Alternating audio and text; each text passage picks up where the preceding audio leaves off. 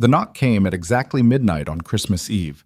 Three sharp raps that shattered the silence of Evan Brooks' modest apartment like a gunshot through glass. He froze, coffee mug halfway to his lips, every instinct screaming that nobody knocks at midnight unless something has gone terribly wrong. When he opened the door, the last person he expected to see was Lena Ward, his CEO, the woman whose signature determined his paycheck, whose polished authority filled boardrooms with silence. Standing in his hallway in a $1,000 gown, mascara streaked, trembling, looking over her shoulder like she was being hunted. "I need to come in," she said, her voice stripped of every ounce of the command he'd heard her wield for 2 years. "Please." Before you find out why the most powerful woman Evan knows showed up at his door terrified and alone, I want to invite you to follow this story all the way to the end. Hit that like button and drop a comment telling me what city you're watching from. I love seeing how far these stories travel. Now let's find out what brought Lena Ward to Evan's threshold in the middle of the night. Evan stepped back instinctively, his body making the decision before his mind caught up. Lena Ward swept past him into the apartment, her evening gown whispering against the doorframe, bringing with her the scent of expensive perfume and cold night air. She moved to the center of his small living room and stopped, chest rising and falling like she'd been running, her shoulders rigid beneath the delicate fabric of her dress. "Lock it," she said without turning around. "Please." Evan closed the door and turned the deadbolt, the click impossibly loud in the sudden stillness. He stood there for a moment, trying to reconcile the woman in front of him with the Lena Ward he knew from the office. The one who delivered quarterly projections without notes, who could silence a hostile board member with a single raised eyebrow, who moved through Sterling Dynamics' executive floor like she owned not just the company, but the very air people breathed.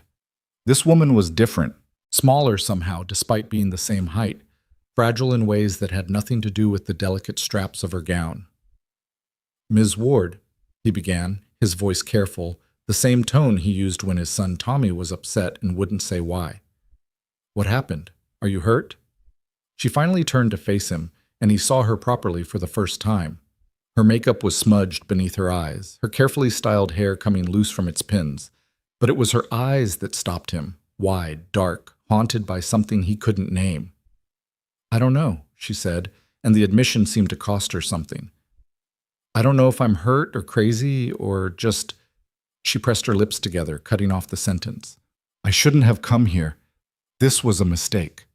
She moved toward the door, but Evan stepped sideways, not blocking her exactly, just making her pause. "You came here for a reason," he said quietly. "Whatever it is, you're safe now. Just take a breath." Lena stopped. Her hands were shaking. She clasped them together, knuckles white, and Evan watched her fight for control, the way someone fights to stay above water. After a long moment, she nodded. "Can I sit down?" "Of course." Evan gestured to the worn couch, suddenly hyper-aware of his apartment through her eyes. The secondhand furniture, the laundry basket he'd meant to put away, Tommy's art project taped to the refrigerator. Nothing like the sleek office she commanded, or the penthouse apartment he knew she lived in downtown. Lena sank onto the couch, her gown pooling around her like water, completely out of place against the faded cushions. Evan remained standing, unsure of the protocol for when your CEO shows up at your door in the middle of the night, looking like she's seen a ghost. "I was at the Riverside Charity Gala," she said finally, her voice steadier now, but still carrying an edge of something raw. "The annual thing Sterling sponsors. I stayed late, later than I should have, because leaving early means questions, and I couldn't do questions tonight." Evan nodded, saying nothing, giving her space. "I got in my car around 11:30. The parking structure was mostly empty by then, just a few vehicles scattered around. I pulled out onto the main road heading home, and I noticed headlights behind me." She paused, her jaw tightening. Normal enough. But they stayed behind me. Turn after turn, mile after mile. "Someone was following you?" "Maybe. Probably. I don't know." She pressed her palms against her eyes. I tried to tell myself it was coincidence, that I was being paranoid, but the feeling wouldn't go away. So I started testing it, random turns, doubling back, taking side streets I never use, and the headlights stayed with me. Evan felt his chest tighten. "Did you call the police?" And tell them what? That someone might be following me, but I wasn't sure? That I was probably overreacting? Her laugh was bitter, hollow. Do you know what happens to women who call for help when they're not 100% certain they need it? They get told they're hysterical, paranoid, wasting resources. That's not... It is. She cut him off, but gently. It is exactly what happens, and I couldn't risk it. Not tonight, not when I already felt like I was coming apart at the seams. Evan moved to the armchair across from her, close enough to talk without hovering. So what did you do? I drove toward the office first, thinking maybe I'd feel safer there, that I could park in the underground garage where there are cameras and security. But when I got close, the idea of going to Sterling, of being in that building on Christmas Eve all alone, it felt worse somehow, like being locked in a cage. She lifted her head, meeting his eyes. I found myself driving toward residential neighborhoods instead, away from downtown, and I realized I was heading in this direction. She gestured vaguely at the apartment around them.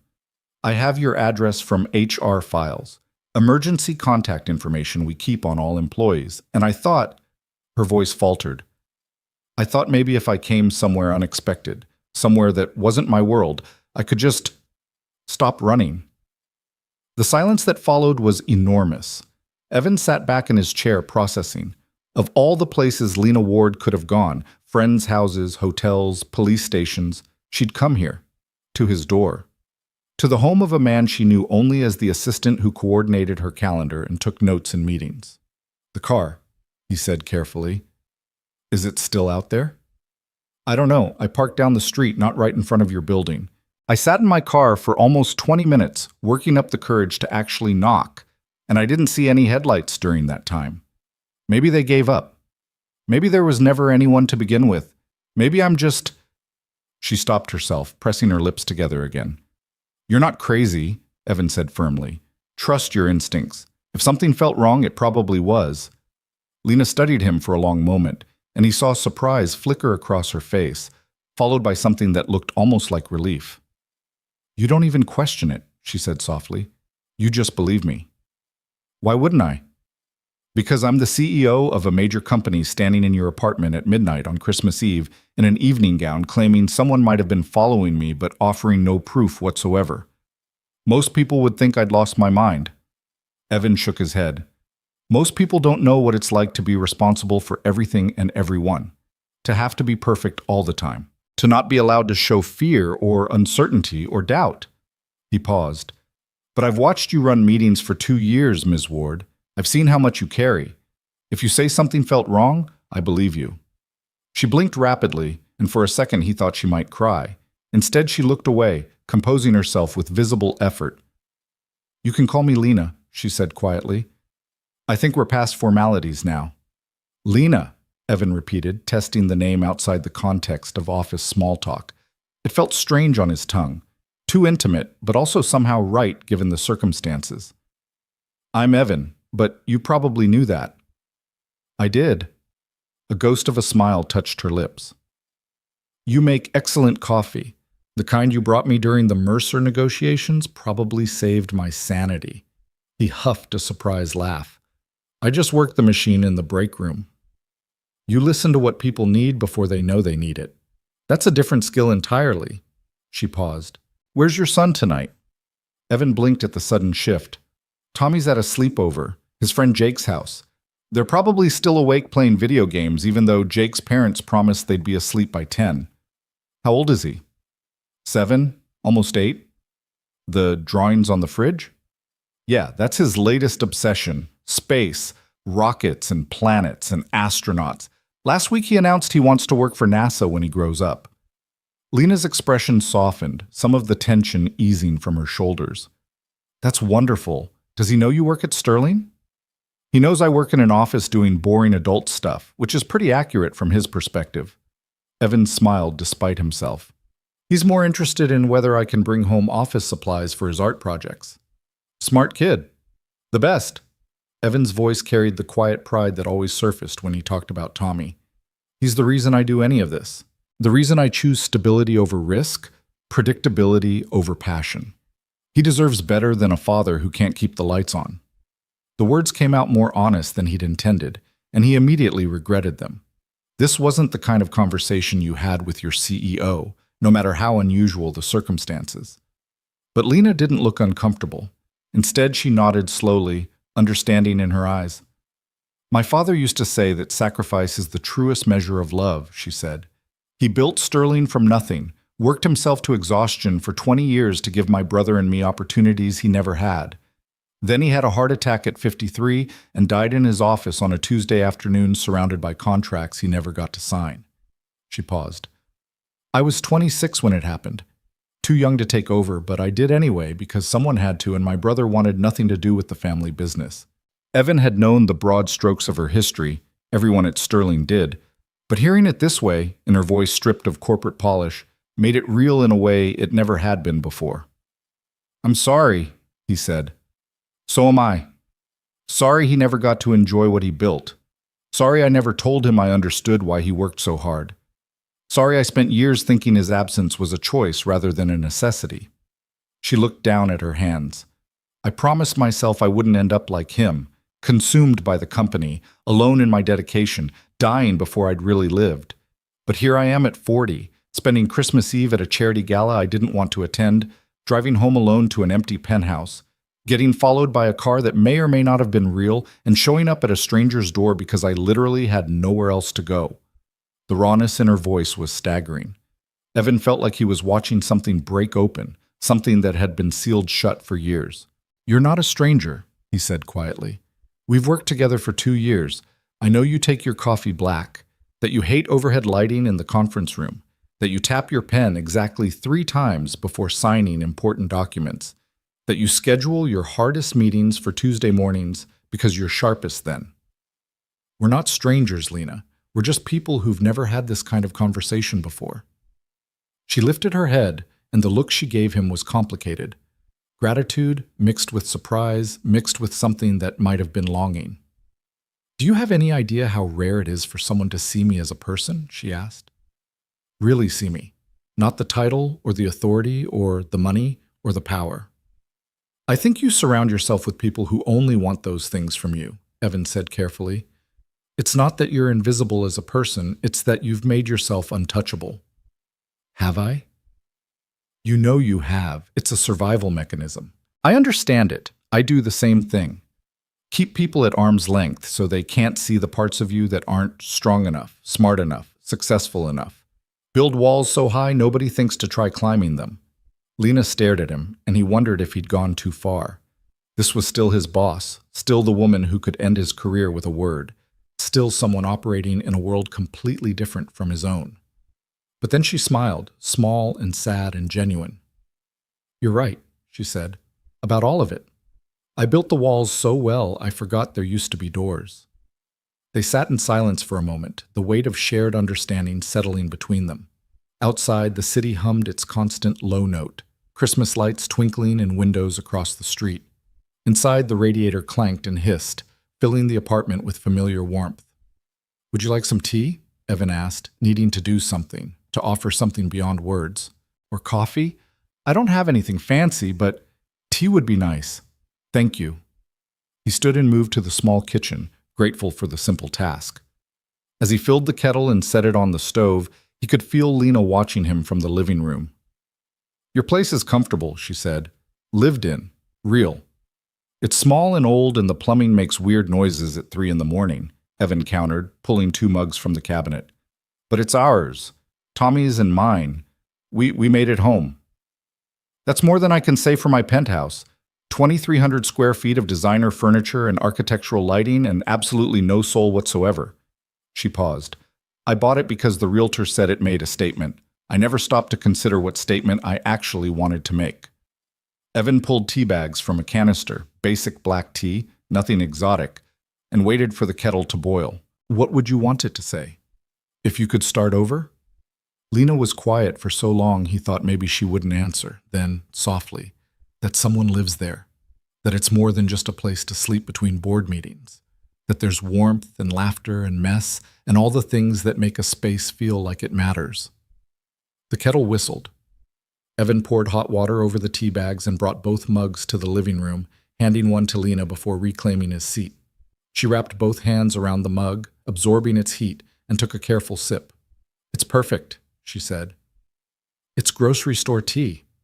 "It's perfect," she repeated, and something in her tone made it clear she wasn't just talking about the tea. They drank in comfortable silence, and Evan found himself relaxing despite the strangeness of the situation.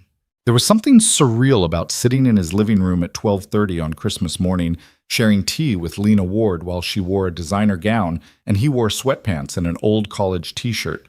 Like two worlds had collided and somehow, impossibly, found equilibrium. "Can I ask you something?" Lena said eventually. "Of course." "When you look at me in the office, what do you see?" Evan considered the question carefully. "I see someone who carries more than anyone should have to. Someone brilliant and driven and incredibly lonely. Someone who's built an empire but forgotten to build a life." "And when you look at yourself?" The question caught him off guard. "I see someone who's doing his best with what he has. A father first, everything else second. Someone who used to have bigger dreams but traded them for something more important." "What were the dreams?" "Architecture." The word came out before he could stop it, carrying years of buried longing. "I wanted to design buildings, create spaces that meant something. I had a scholarship to a good program, plans to study abroad, the whole trajectory mapped out. And then I met Sarah, Tommy's mom, and we fell in love fast and hard and messy. She got pregnant senior year of college. We got married at City Hall on a Tuesday. I dropped out to work full-time so she could finish her degree." He paused, the old familiar ache settling in his chest. "She was an artist, painter, incredible talent, the kind that makes you feel things you didn't know you could feel. We had 2 good years after Tommy was born. She sold a few pieces. I worked my way up to assistant positions. We made it work. Then she got sick. Lymphoma, aggressive, the kind that doesn't give you time to prepare. She died 8 months later. Tommy was 3. Lena's hand found his arm, a light touch but anchoring. "I'm so sorry, Evan." "Me too. Every day." He met her eyes. "But I had Tommy, and he needed me. And grief is a luxury you can't afford when you're a single parent. So I kept the best job I could find, built routines, focused on stability. Architecture became something I used to want. And that was okay because Tommy needed constancy more than I needed dreams." "That's not okay," Lena said gently. "It's noble and necessary, and I understand it completely, but it's not okay that you had to choose. We all make choices. You chose Sterling, I chose Tommy. Neither of us chose ourselves." The words hung in the air between them, stark and true. Lena withdrew her hand, setting her mug on the coffee table with careful precision. "Do you ever wonder what would have happened if you'd made different choices?" she asked. "Every day? But then Tommy comes home from school excited about some project or tells me about his day or asks me to read him a story, and I know I chose right. What about you?" Lena was quiet for a long moment, staring into her tea. "I wonder what it would be like to feel something other than responsible," she said finally. "To wake up in the morning and think about what I want to do rather than what I have to do. To build something for myself rather than maintaining something someone else started. To be seen as Lena instead of Ms. Ward or the CEO or William Ward's daughter." She lifted her head. "To not feel so desperately alone that I end up at a near stranger's apartment on Christmas Eve because it was the only place that felt remotely safe." Her voice cracked on the last word, and this time she couldn't stop the tears. They came silently, tracking mascara down her cheeks, and she pressed her hands to her face, trying to hide them. Evan did the only thing that felt right. He moved to sit beside her on the couch and put his arm around her shoulders, offering comfort without words. Lena leaned into him, and he felt the moment she stopped trying to hold herself together, her body shaking with sobs she'd probably been holding back for years. He didn't tell her it would be okay. He didn't offer platitudes or solutions. He just held her while she cried, this powerful woman who'd forgotten she was allowed to break, and let her grief and loneliness and fear pour out in the safety of his modest living room. Eventually, the tears slowed. Lena pulled back, wiping her face with shaking hands, makeup smudged beyond repair. "I'm sorry," she whispered. "Don't be. You needed that." I never, she struggled for words. "I haven't cried like that since my father's funeral. I forgot I even could. You're human, Lena. You're allowed to feel things. She laughed, a wet, broken sound. Am I?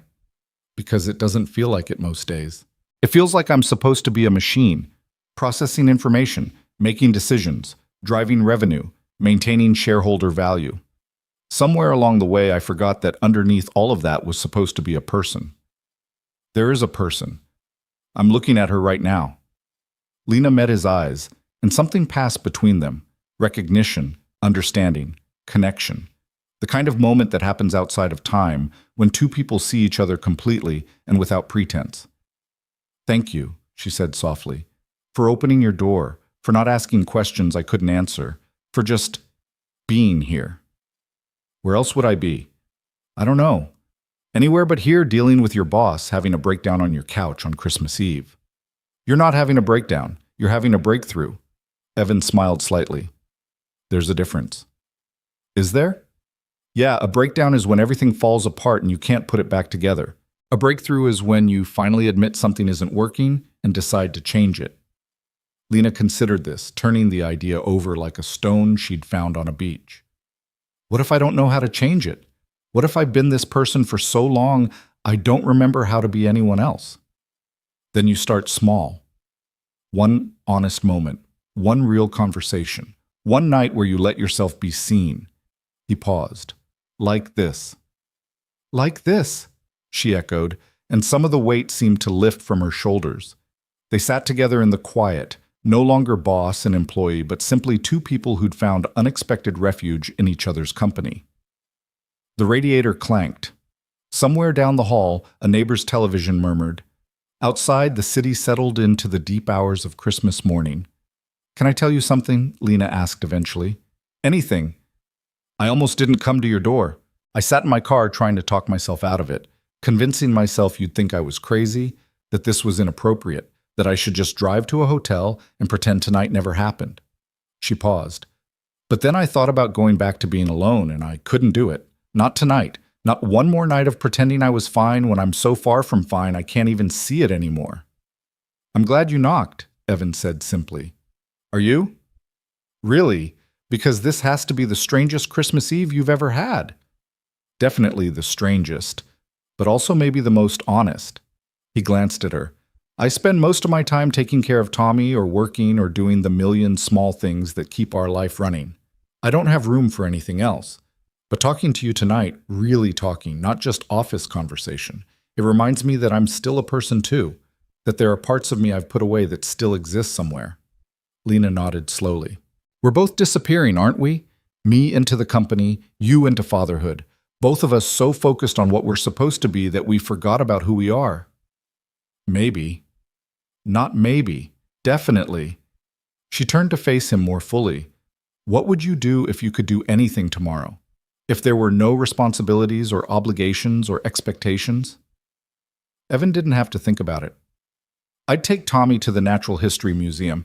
We've been planning to go for months, but something always comes up. Work, or he's sick, or the weather's bad, or I'm too tired. Tomorrow I'd just go. Spend the whole day looking at dinosaurs and planets and ancient civilizations with my kid and not worry about anything else. That sounds perfect. What about you? Lena was quiet for a long moment.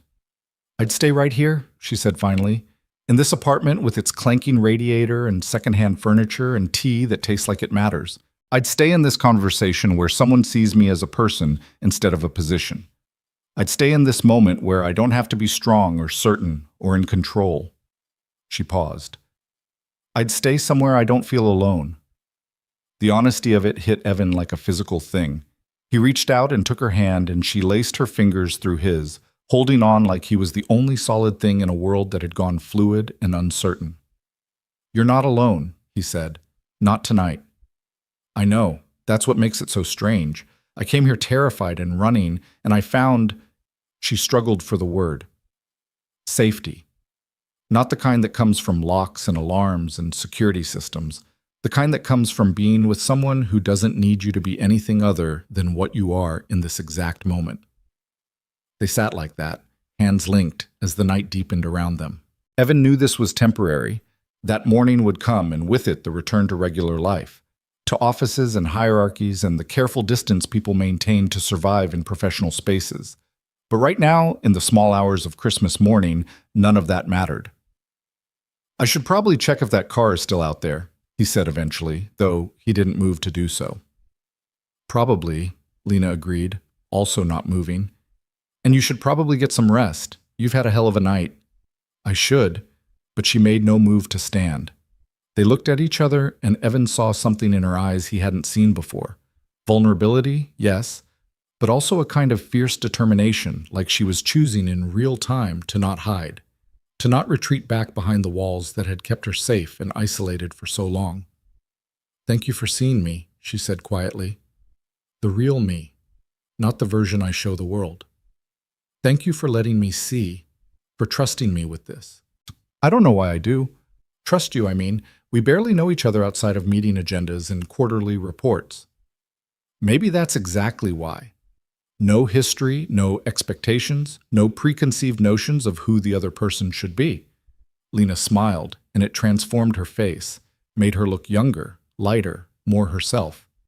"Or maybe you're just the kind of person who makes it easy to trust them. Or maybe you were ready to be seen, and I happened to be here when you finally admitted it. Maybe both." The conversation drifted after that, becoming easier, flowing between topics without the weight of crisis pressing down. They talked about Tommy's school and Lena's impossible schedule, about the books they'd read and the movies they'd meant to watch, about the small, ordinary things that make up a life when you strip away everything else. Somewhere around 2 in the morning, Lena's eyes started to close, exhaustion finally catching up with her. Evan retrieved a blanket from the linen closet and draped it over her shoulders. "You can stay here tonight if you want," he offered. "The couch pulls out. Or you can take my bed and I'll take the couch. Either way, you don't have to go back out there alone." Lena looked up at him, surprise and gratitude warring in her expression. "I couldn't." "You could. It's late. You're exhausted. And honestly, I'd feel better knowing you're somewhere safe rather than driving across the city in the middle of the night." He paused. No expectations, no complications, just one person offering another person a place to rest. She studied his face for a long moment, then nodded slowly. "Okay. Thank you." Evan pulled out the couch and found clean sheets, making up the bed while Lena watched. When he finished, he stepped back. "There's extra blankets in the closet if you get cold. Bathrooms down the hall. Help yourself to anything you need." "Where will you sleep?" "Tommy's room. His bed's small, but I'll manage." "Evan, it's fine, Lena. Really. Get some rest." He started to leave, but her voice stopped him. "Evan?" He turned back. "This night, this conversation, it meant something. To me. I just wanted you to know that. It meant something to me, too." They exchanged a look that needed no words, understanding passing between them clear as spoken language. Then Evan turned and headed down the hall to Tommy's room, leaving Lena alone in the living room with her thoughts and the quiet comfort of a space that had become, at least for tonight, a sanctuary. He lay down on his son's small bed, surrounded by glow-in-the-dark stars and space posters, and thought about the strange turn his Christmas Eve had taken. Lena Ward was sleeping in his living room. His CEO had cried on his shoulder and told him things she probably never told anyone. Two people who should have remained strangers had somehow become something else entirely in the span of a few hours. He didn't know what tomorrow would bring. Didn't know if this night would change anything or if they'd both retreat back to their established roles come morning. But he knew that something real had happened here, something honest and necessary and rare. And maybe, he thought, as sleep finally claimed him, that was enough. Evan woke to pale winter sunlight streaming through Tommy's curtains, the glow-in-the-dark stars on the ceiling barely visible in the morning light. For a moment he forgot why he was in his son's bed instead of his own, his body protesting the cramped position he'd slept in. Then memory flooded back. The midnight knock, Lena's tear-streaked face, the hours of conversation that had peeled back layers neither of them had intended to reveal. He sat up slowly, his back complaining, and checked his phone. 7:15 on Christmas morning.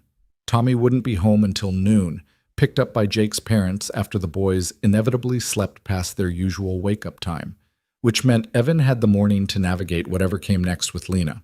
He found her in the kitchen. She'd changed out of the evening gown somehow, though he couldn't imagine how until he noticed she was wearing one of his old button-down shirts over her slip, the fabric hanging to mid-thigh, sleeves rolled up to her elbows. Her makeup was gone, scrubbed away to reveal a face that looked younger without its armor. Her hair was pulled back in a loose knot. She stood at the stove with a spatula in hand, focused on the pan in front of her. "You're making breakfast," Evan said, stating the obvious, because he couldn't quite process the scene in front of him. Lena glanced over her shoulder and he saw uncertainty flicker across her face before she masked it with something that tried to be confidence but didn't quite get there. "I hope you don't mind. I found eggs in the fridge and bread for toast. I thought—" She paused. "I thought maybe I could make myself useful instead of just taking up space in your home." "You're not taking up space." Evan moved into the kitchen, careful to maintain a respectful distance. Everything felt different in the daylight, more complicated, weighted with the reality of who they were to each other outside this apartment. "But I appreciate the gesture. I'm not much of a cook," she admitted, turning back to the eggs. "I have someone who prepares my meals most of the time, or I eat at restaurants, or I just skip eating altogether when I'm too busy to think about it. But scrambled eggs seem manageable. They smell good. They're probably mediocre at best, but at least they're edible." She slid the eggs onto 2 plates and grabbed the toast that had just popped up. "Coffee?" "I'll get it." Evan moved to the coffee maker, grateful for the familiar task. As he prepared the pot, he felt Lena watching him, the same way he'd felt her watching him make tea the night before. But now there was something else in her gaze. Uncertainty, maybe. Or the awkwardness of morning after the intimacy of night.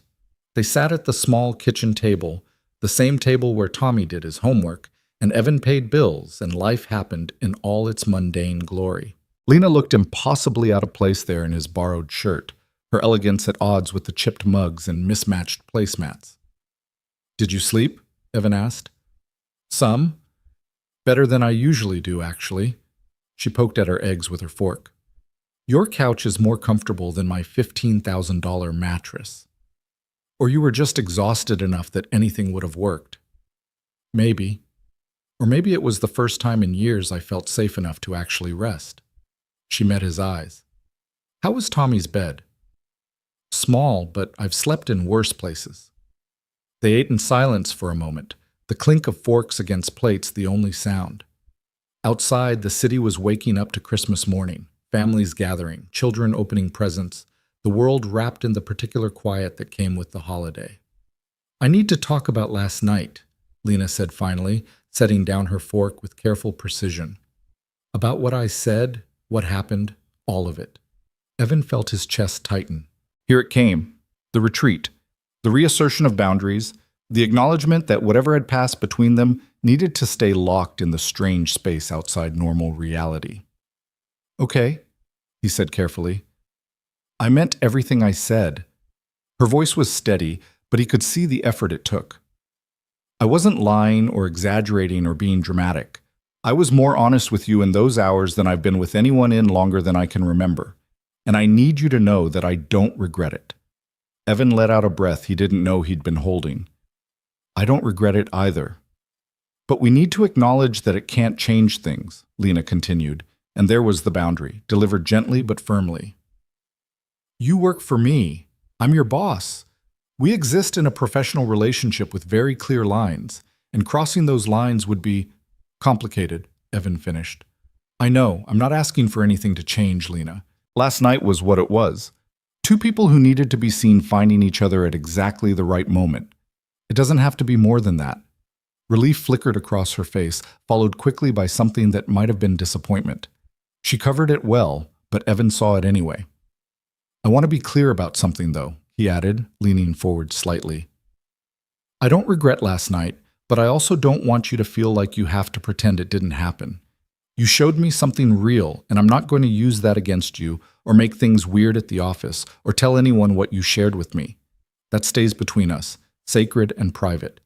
But I also don't want you to feel like you have to go back to being completely untouchable just because the sun came up." Lena's eyes widened slightly. "What are you suggesting?" "I'm suggesting that maybe we can find a middle ground. We go back to our professional relationship. You're the CEO, I'm your assistant. we maintain appropriate boundaries. But maybe we also acknowledge that we're both human beings who understand each other a little better now. We don't have to be strangers just because we can't be more than colleagues. She studied him for a long moment, turning the idea over. I've never done that before. Let someone at work see the real me and then figured out how to coexist with that knowledge. Neither have I. But I think we're both smart enough to figure it out. Are we? Lena's smile was small and uncertain. Because I'm not sure I trust myself to know where the lines are anymore. Last night felt like stepping off a cliff. I don't know how to climb back up.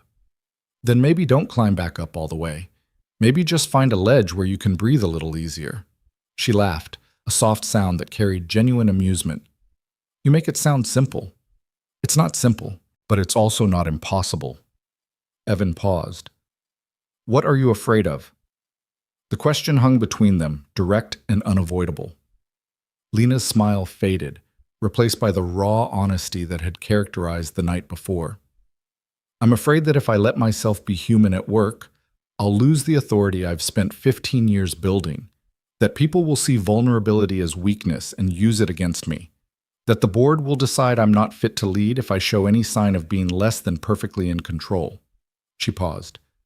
I'm afraid that if I admit I'm lonely, people will think I'm desperate, that if I ask for help, they'll think I can't handle the job, that if I show any crack in the armor, everything will come crashing down. And what happened when you showed me all of that last night? Nothing crashed, nothing broke, you just... She searched for words. You just held space for it. Let it exist without judgment or exploitation. Exactly. Maybe the problem isn't that you're vulnerable. Maybe it's that you've been showing that vulnerability to the wrong people. Lena absorbed this, her expression thoughtful. I've built my entire professional life on the assumption that showing weakness is unacceptable. That as a woman in a male-dominated industry, I have to be twice as strong, twice as certain, twice as untouchable as any man in my position would have to be. And has that made you happy? No. But it's kept me employed. It's kept Sterling profitable. It's kept me from being dismissed or overlooked or pushed aside. She paused. Happiness feels like a luxury I can't afford. That's the saddest thing I've ever heard you say. It's the truth, though. Maybe. But truth and necessity aren't the same thing. Evan leaned back in his chair. I understand the pressure you're under. I do. But I also think you're operating under assumptions that might not be as true as you believe they are. You think showing any humanity will destroy your authority, but what if it actually makes you more effective? What if people respond better to a leader who acknowledges struggle rather than one who pretends struggle doesn't exist? That's a beautiful theory with very little basis in reality, Lena said, but there was no heat in it. I've seen women lose their positions for far less than what I showed you last night. Then those positions weren't worth having, and those people weren't worth working for. Evan met her eyes. I'm not saying you should walk into the office on Monday and tell everyone about your Christmas Eve breakdown. I'm saying maybe you can stop pretending you're a machine. Maybe you can let a few carefully chosen people see that you're human. Maybe you can build a support system instead of an isolation chamber. Lena was quiet for a long time, her coffee cooling in front of her. When she finally spoke, her voice was barely above a whisper. I don't know if I know how to do that. Then learn. Start small. Start with me if you want. We've already crossed that bridge anyway. He paused. I'm not asking to be your friend or your confidant or anything that would compromise our professional relationship. I'm just saying that if you need someone who sees you as a person, I'm here. And I won't use that against you. Why? The question came out sharp, almost defensive. Why would you offer that? What do you get out of it? Evan considered the question seriously. Honestly, the satisfaction of knowing that someone I respect doesn't have to be alone anymore. The knowledge that maybe I made a difference in someone's life beyond just scheduling their meetings and organizing their files, and maybe, he hesitated, maybe the reminder that I'm still a person too, not just a father and an employee, that I can still connect with someone on a level that matters. Lena's expression softened. You're a remarkable person, Evan Brooks. I'm really not. I'm just someone who's learned that connection is too rare to throw away when you find it, even if it comes in unexpected packaging. They finished breakfast in more comfortable silence, the initial awkwardness giving way to something that felt almost natural. When the dishes were cleared and the kitchen cleaned, Lena glanced at the clock on the microwave. I should probably go soon. Get back to my place, change into actual clothes, pretend last night was just a strange dream. You don't have to pretend anything. I know, but it might be easier if I do, at least at first. She looked down at the borrowed shirt. Though I should probably return this to you in something other than an evening gown. Keep it. I have plenty. Evan, I'm serious. Consider it a reminder that you have at least one place in this city where you can show up at midnight and be seen as human. He smiled slightly. Besides, it looks better on you than it ever did on me. Lena laughed, surprising them both. You're terrible at accepting gratitude, you know that? I'm excellent at it. I just don't need gratitude for basic decency. Most people would disagree with you about what constitutes basic decency. Then most people have disappointingly low standards. She shook her head, smiling despite herself. I need to check if my car is still where I left it, and I suppose I should verify that whoever was following me last night, if anyone actually was, is long gone. I'll walk you to your car. You don't have to. I know I don't have to. I want to. Humor me. Lena studied him for a moment, then nodded. Okay, but I need to change first. I can't exactly walk through your apartment building in an evening gown. Evan rummaged through his closet and found sweatpants and a hoodie that would be too big on Lena but would work well enough for the short walk to her car. She changed in the bathroom while he pulled on jeans and a jacket, both of them dancing around the intimacy of the situation with careful courtesy. When she emerged, she looked nothing like the CEO of Sterling Dynamics and everything like a regular person navigating the morning after an unusual night. The sweatpants pooled around her ankles, the hoodie swallowed her frame, and somehow she still carried herself with the same elegant self-possession that defined her in the boardroom. Ready? Evan asked. As I'll ever be. They stepped out into the hallway, and Evan locked the door behind them. The building was quiet, most residents still sleeping off Christmas Eve celebrations or gathered around trees with family. Their footsteps echoed in the stairwell as they descended, neither speaking, both lost in their own thoughts about what came next. Outside, the morning was crisp and cold, the kind of winter day that made breath visible and fingers numb. Christmas lights still twinkled in windows, though many had been turned off overnight. The street was nearly empty, just a few early risers walking dogs or heading to family gatherings. Which way? Evan asked. 2 blocks east, then half a block north. I parked under a streetlight trying to stay visible. They walked side by side, maintaining a careful distance that felt both respectful and slightly absurd, given the hours they'd spent talking the night before. Lena had her arms wrapped around herself, her breath clouding in the cold air. Are you okay? Evan asked quietly. I don't know yet. Ask me again in a week when I've had time to process all of this. Fair enough. They turned the corner and Lena pointed ahead. There, the black sedan.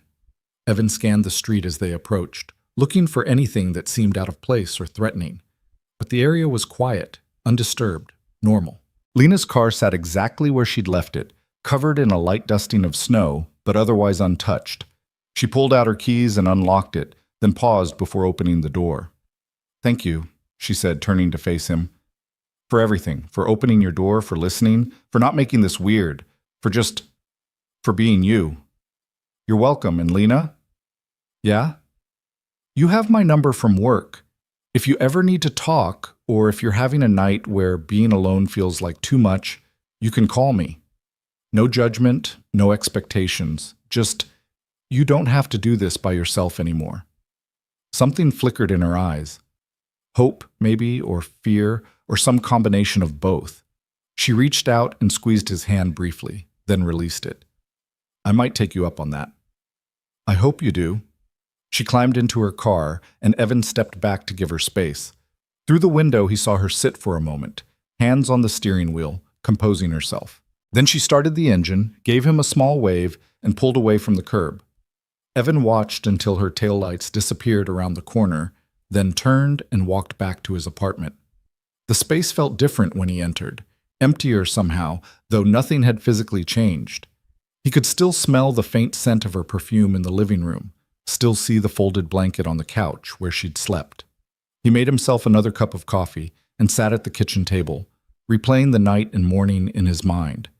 Part of him wondered if he'd imagined the whole thing, if Lena Ward had really stood in his kitchen making scrambled eggs in his shirt, if they'd really had the conversations they'd had.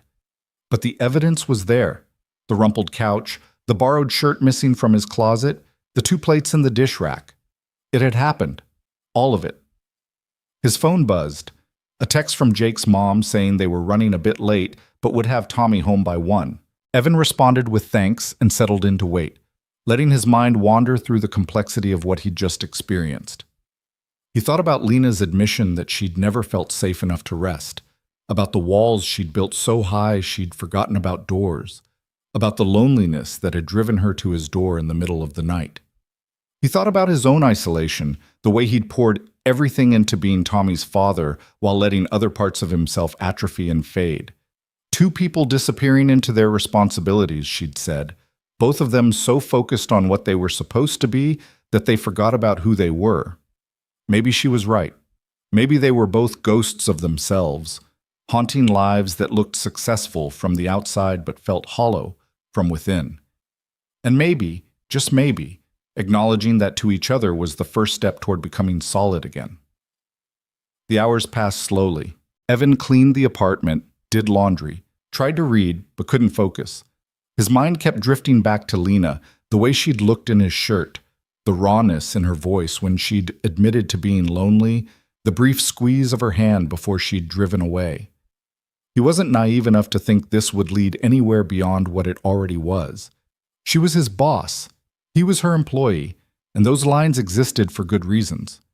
But he also couldn't shake the feeling that something important had shifted, that whatever happened next, neither of them would be quite the same as they'd been before that midnight knock.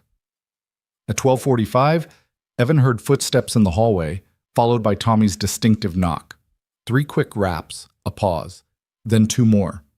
He opened the door to find his son practically vibrating with excitement, Jake's mom standing behind him with an indulgent smile. "Dad, you won't believe the presents Jake got. He got a telescope and we stayed up until almost 3 looking at the moon and Jupiter and—" Tommy paused, taking in Evan's expression. "Are you okay? You look weird." "I'm fine, buddy. Just tired. Did you have fun?" "The best. Can Jake come over next week?" "His mom said it was okay if you said yes." "We'll figure it out. Come on inside and get warmed up." Evan thanked Jake's mom, exchanged pleasantries about the holiday, and closed the door as Tommy raced inside, already launching into a detailed explanation of everything he'd experienced in the last 24 hours. Evan let his son's energy wash over him, grounding him back in the reality of his everyday life. This was what mattered: Tommy's excitement, his stories, his boundless enthusiasm for the world. Everything else was secondary. But as Tommy continued talking, Evan's phone buzzed with a text from an unknown number. "Made it home safely. Thank you again for last night. I meant what I said. It mattered. L." Evan stared at the message for a long moment, then saved the number under a simple contact: Lena. He didn't respond immediately. Instead, he put his phone away and focused on Tommy, listening to his son's stories and making hot chocolate and settling back into the rhythms of their life together. But the message sat in his phone like a small flame, steady and warm, a reminder that he wasn't quite as alone as he'd believed himself to be. Later, after Tommy had finally exhausted himself and settled on the couch with a book, Evan pulled out his phone and typed a careful response. "Glad you're safe. Last night mattered to me too. You know where to find me if you need to." He hit send before he could second-guess himself, then set the phone aside. Whatever came next would come. For now, he had his son, his home, and the memory of a Christmas Eve that had reminded him what it felt like to connect with another person in ways that transcended the roles they played in public. Tommy looked up from his book. "Dad, can we make Christmas cookies later?" "Sure, buddy, whatever you want. And can we watch that space movie we talked about?" "Absolutely." Tommy grinned and went back to his book, satisfied. Evan watched him for a moment, feeling the familiar swell of love and purpose that came with being this child's father. This was his life. Simple, ordinary, focused entirely on making sure Tommy had everything he needed to grow up whole and happy. But maybe, Evan thought as he felt his phone buzz again with Lena's response, just a simple thank you, followed by a small heart emoji that seemed wildly out of character and entirely perfect. Maybe there was room for something else, too. Not romance, not complications, just the knowledge that somewhere in this city was another person who understood what it felt like to be invisible and who had chosen, at least for one night, to be seen. That evening, as Evan and Tommy mixed cookie dough and debated the merits of chocolate chip versus sugar cookies, Evan's mind drifted back to Lena's question. What would you do if you could do anything tomorrow? He'd said he'd take Tommy to the museum, and he meant it. But underneath that answer was a deeper truth. He'd choose to be more than just functional, more than just responsible, more than just the sum of his obligations. He'd choose to be present, engaged, alive to possibility rather than simply surviving each day as it came. Maybe that was what last night had really been about. Not connection for its own sake, but a reminder that being alive meant more than just not being dead. It meant allowing yourself to feel things, to be vulnerable, to acknowledge that you needed more than just the basics to thrive. The cookies went into the oven. Tommy settled at the kitchen table with crayons and paper, drawing elaborate scenes of astronauts exploring distant planets. Evan cleaned up the flour-dusted counter and thought about Lena in her empty penthouse, alone on Christmas evening, hopefully feeling a little less isolated than she had the night before. His phone buzzed one more time, late in the evening after Tommy had gone to bed. Is it strange that I miss your couch? Evan smiled and typed back, only if it's strange that I miss having someone to make tea for. 3 dots appeared, disappeared, appeared again. Then, not strange at all then. Good night, Evan. Good night, Lena. He set his phone on the nightstand and lay in his own bed for the first time in 2 nights, staring at the ceiling and wondering what Monday would bring. Would they fall back into their established patterns, pretending Christmas Eve had never happened? Would the weight of professional boundaries crush whatever fragile connection they'd built? Or would they find that middle ground he'd suggested, colleagues who understood each other as people, who could maintain appropriate distance while acknowledging shared humanity? Evan didn't have answers, but for the first time in longer than he could remember, he found himself looking forward to finding out. Not because he expected anything to change dramatically, but because something already had changed, quietly and irrevocably, in the space of one extraordinary night. And maybe that was enough. Monday morning arrived with the kind of cold that made the city feel brittle, like everything might crack under too much pressure. Evan stood in front of his bathroom mirror, adjusting his tie for the 3rd time, aware that he was stalling. Tommy had already left for school, dropped off early for the breakfast program he loved, leaving Evan alone with his thoughts and the growing knot of uncertainty in his stomach. He didn't know what to expect when he walked into Sterling Dynamics. Would Lena acknowledge what had happened? Would she pretend Christmas Eve had never occurred? Would things be awkward or easy or somewhere impossibly in between? The office felt different when he arrived, though nothing had physically changed. Same glass doors, same marble lobby, same efficient security guard who waved him through with a familiar nod. But Evan felt the difference in himself, a heightened awareness, an alertness to possibility that hadn't existed before. He took the elevator to the executive floor, his heart rate picking up with each ascending number. When the doors opened, he stepped into the familiar corridor and walked toward his desk outside Lena's office, telling himself to breathe normally, to act professional, to remember that whatever had passed between them existed in a separate space from this one. Lena's office door was closed, which was unusual for this early in the morning. She typically arrived before anyone else and left her door open as a signal that she was available. Evan set down his bag and booted up his computer, checking her calendar out of habit. Her first meeting wasn't until 10, which gave them almost 2 hours of relative privacy if she chose to use it. He was still staring at his screen when her door opened. "Evan, good morning. Do you have a moment?" Her voice was perfectly professional, perfectly controlled, giving away nothing. Evan looked up and felt something shift in his chest. She was dressed in her usual armor, a charcoal suit that probably cost more than his monthly rent, her hair styled with precision, her makeup flawless. But when their eyes met, he saw something underneath the polish that hadn't been there before, a flicker of vulnerability, quickly masked, but present nonetheless. "Of course, Ms. Ward." The formality felt strange in his mouth after calling her Lena, but they both understood the necessity of it. He followed her into the office, and she closed the door behind them with a soft click. For a moment, they just stood there, the space between them charged with everything they'd said and shared and revealed. Then Lena moved behind her desk, putting the physical barrier between them, and Evan understood it for what it was: a statement of boundaries, a reclamation of professional distance. "I wanted to talk before the day got away from us," she said, sitting down and gesturing for him to take the chair across from her.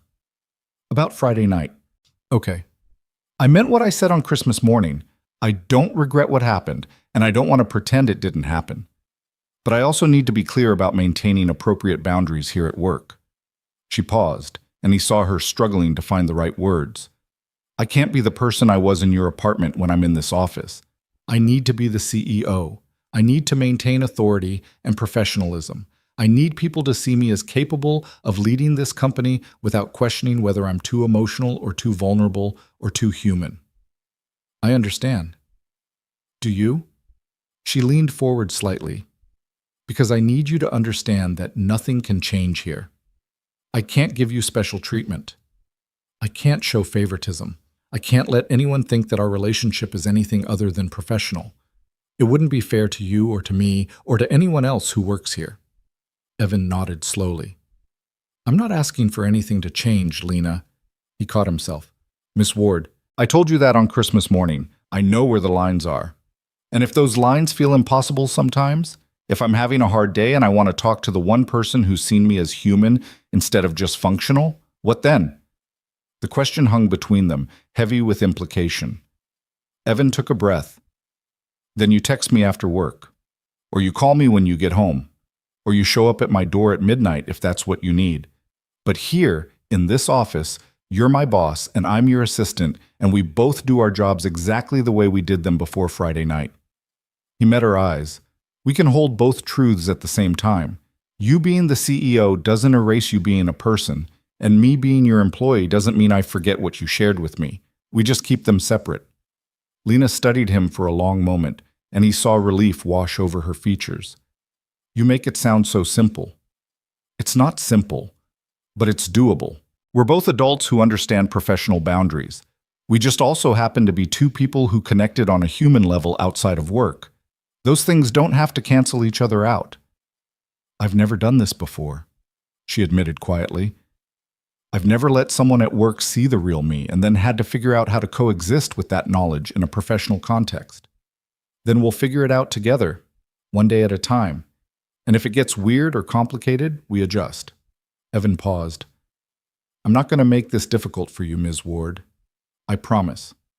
She nodded, something loosening in her shoulders. "Thank you. And Evan?" "Yes?" "The offer goes both ways. If you need someone to talk to, someone who understands what it's like to feel invisible while being surrounded by people, you can reach out to me too." "I appreciate that."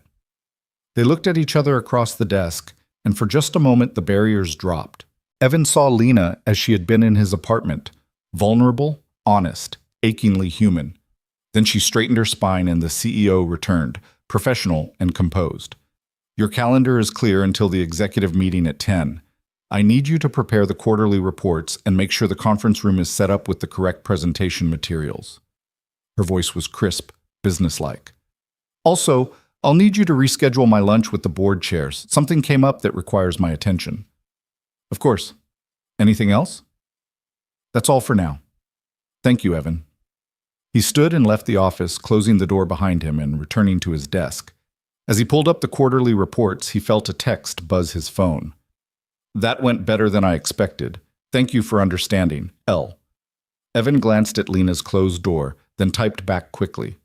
"Told you we'd figure it out." 3 dots appeared, then disappeared, then simply, "Yes, you did." The rest of the morning passed in familiar routine. Evan coordinated schedules, fielded calls, organized documents.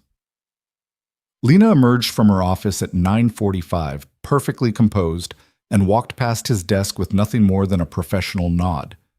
To anyone watching, nothing had changed. They were exactly what they'd always been: CEO, an assistant, boss, and employee, 2 people occupying clearly defined roles. But underneath the surface, Evan felt the difference. There was a thread connecting them now, invisible but present, a shared understanding that transcended their professional relationship without threatening it. The executive meeting ran long, stretching past lunch. When Lena finally emerged, she looked exhausted in a way Evan was learning to recognize. Not physically tired, but emotionally depleted, worn down by the constant performance of authority. "The Henderson account is being difficult," she said as she passed his desk. "I need you to pull all the correspondence from the last 6 months and have it ready for review by end of day." "Already done. It's in the shared folder." She paused, turning back to look at him. "You anticipated that?" "You always review correspondence when an account gets difficult. Seemed likely you'd want it." Something flickered in her expression. Surprise, gratitude, recognition. "Thank you. That's helpful." "Just doing my job, Ms. Ward." She held his gaze for a beat longer than necessary, then nodded and returned to her office. Evan went back to his work, aware that they were finding their rhythm, professional on the surface, understanding underneath, navigating the complexity with more grace than he'd expected. The afternoon brought its own challenges. A client called furious about a missed deadline. A board member stopped by unannounced, demanding immediate access to Lena. A system failure wiped out an hour's worth of work that had to be recreated from scratch. Through it all, Evan and Lena moved in practiced coordination, her crisp instructions meeting his efficient execution, their professional partnership as seamless as it had always been. But there were moments, small, fleeting moments, when their eyes would meet and something would pass between them, an acknowledgement of shared experience, a reminder that they'd seen each other in ways that went beyond this office, these roles, these carefully maintained boundaries. At 5:30, most of the office had cleared out. Evan was finishing up the Henderson correspondence review when Lena emerged from her office with her coat and bag. "I'm heading out," she said. "Is there anything that can't wait until tomorrow?" "All set. Everything urgent is handled." "Good. Have a nice evening, Evan." "You too, Ms. Ward." She started toward the elevator, then stopped and turned back. "Are you picking up Tommy soon?" The question was casual, conversational, but it represented something significant, an acknowledgement of his life outside work, a bridge between the personal and professional. "In about half an hour. He has art club on Mondays." "He's lucky to have you." Her voice was soft, meant only for him. "Not every kid gets a parent who shows up consistently." "I'm the lucky one." Lena smiled, small but genuine, then continued to the elevator. Evan watched her go, feeling the strange duality of their existence. Separate but connected, professional but personal, maintaining boundaries while acknowledging what lay beyond them. The week continued in similar fashion. They settled into a pattern that worked, distant and appropriate at the office, occasional texts in the evening that ranged from practical to personal. Lena would ask about Tommy's day. Evan would check in after particularly difficult board meetings. Neither pushed for more than the other was willing to give. On Wednesday evening, Evan was making dinner when his phone rang. Lena's name appeared on the screen, and he felt his pulse quicken. They'd texted plenty, but she hadn't actually called since Christmas Eve. "Hello?" "Hi. I'm sorry to bother you during dinner time." Her voice carried an edge of tension. "You're not bothering me. What's wrong?" "Nothing's wrong exactly. She paused, and he heard traffic noise in the background. "I'm sitting in my car outside a restaurant where I'm supposed to be having dinner with potential investors, and I can't make myself go in. Every time I reach for the door handle, I feel like I can't breathe." Evan set down the spatula and moved away from the stove. "Okay, talk me through it. What's making you anxious?" "I don't know. That's the problem. I've done 1,000 of these dinners. I know exactly what to say, how to act, what face to wear. But tonight I can't put on the mask. I can't pretend to be that person. And if I can't do that, I can't do my job. And if I can't do my job..." "Stop," Evan said gently. "You're spiraling. Take a breath." He heard her inhale shakily through the phone. "Good. Now, another one. Slower this time." She breathed with him, the sound steadying gradually. "Better?" he asked. "A little. I feel ridiculous. I'm the CEO of a major company, and I'm having a panic attack in a parking lot because I can't face a business dinner.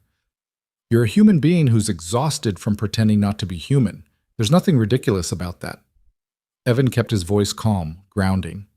"Here's what you're going to do. You're going to call those investors and tell them something came up, reschedule for next week. Then you're going to drive home, order takeout, and spend the evening not being the CEO. Can you do that? I can't just cancel. They flew in specifically for this meeting. Yes, you can. You're allowed to have limits. You're allowed to say no. You're allowed to take care of yourself even when it's inconvenient. Silence on the other end. Then quietly, what if they think I'm unreliable? Then they're not worth working with. Anyone who can't extend basic understanding when you need to reschedule isn't someone you want as an investor. He paused. You told me on Christmas Eve that you wanted to stop disappearing into the company. This is what that looks like. Making choices that prioritize your well-being even when they're hard. More silence. Then he heard her moving, the sound of a car starting.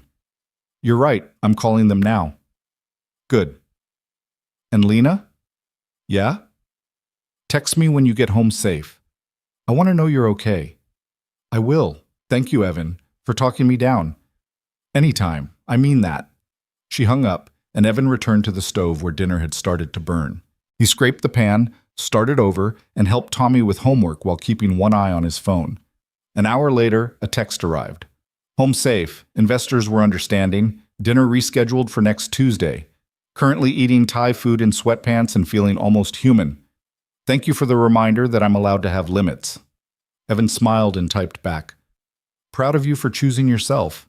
Enjoy the Thai food. What are you having? Spaghetti.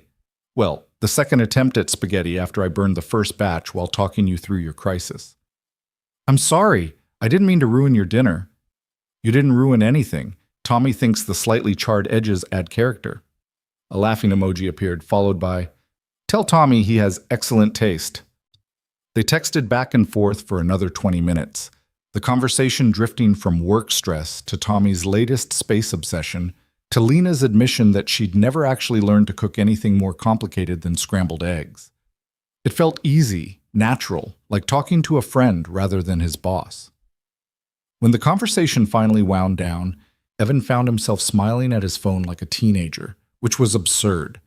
This wasn't romance. This was just two people who understood each other finding comfort in connection. Nothing more. But as he got Tommy ready for bed and went through their evening routine, Evan couldn't shake the warmth that had settled in his chest. For the first time in years, he felt like he had someone in his corner who wasn't his son. Someone who saw him as a whole person rather than just a father or an employee. Thursday brought new complications. Lena had back-to-back meetings all day, and Evan barely saw her except in passing. But at 3 p.m, the board chair arrived unannounced and went straight into Lena's office, closing the door behind him. 20 minutes later, raised voices filtered through the walls. Nothing distinct enough to make out words, but the tension was unmistakable. When the board chair finally emerged, his face was red, his jaw clenched. He walked past Evan's desk without acknowledgement and slammed the elevator button with more force than necessary. Evan waited until he was gone, then knocked softly on Lena's door. Come in. He found her standing at the window, arms crossed, staring out at the city with an expression that was equal parts fury and exhaustion. Are you okay? He asked quietly. No, but I will be. She didn't turn around. Richard wants me to kill the community development project, says it's not profitable enough to justify continued investment. Never mind that it's providing jobs and resources to underserved neighborhoods. Never mind that it's exactly the kind of initiative that makes Sterling more than just another soulless corporation chasing quarterly earnings. What did you tell him? I told him no. The project stays, and if the board doesn't like it, they can find someone else to run this company. She laughed bitterly. Which, judging by his reaction, they might actually do. Evan moved to stand beside her at the window. They won't fire you. You've grown this company by 40% in 5 years. You're the best thing that ever happened to Sterling. Numbers don't matter when you're making powerful men uncomfortable. And I've been making Richard uncomfortable since the day I took over. Too young, too female, too willing to prioritize values over pure profit. She finally turned to look at him. I'm tired, Evan. Tired of fighting the same battles. Tired of justifying my decisions to people who only care about their investment returns. Tired of being questioned at every turn while male CEOs with half my track record get unconditional support. I know, and I'm sorry you have to deal with that. The worst part is he's not entirely wrong. The community project isn't as profitable as other investments could be, but profitability isn't the only measure of worth. Impact matters. Contribution matters. Being part of something bigger than ourselves matters. She paused. At least it does to me.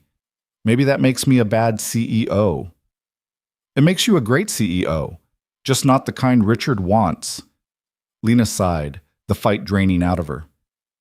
Some days I wonder why I'm still doing this. What I'm proving, who I'm helping, whether any of it makes a difference. You're helping the people in those communities your project serves. You're helping everyone who works here and depends on Sterling for their livelihood.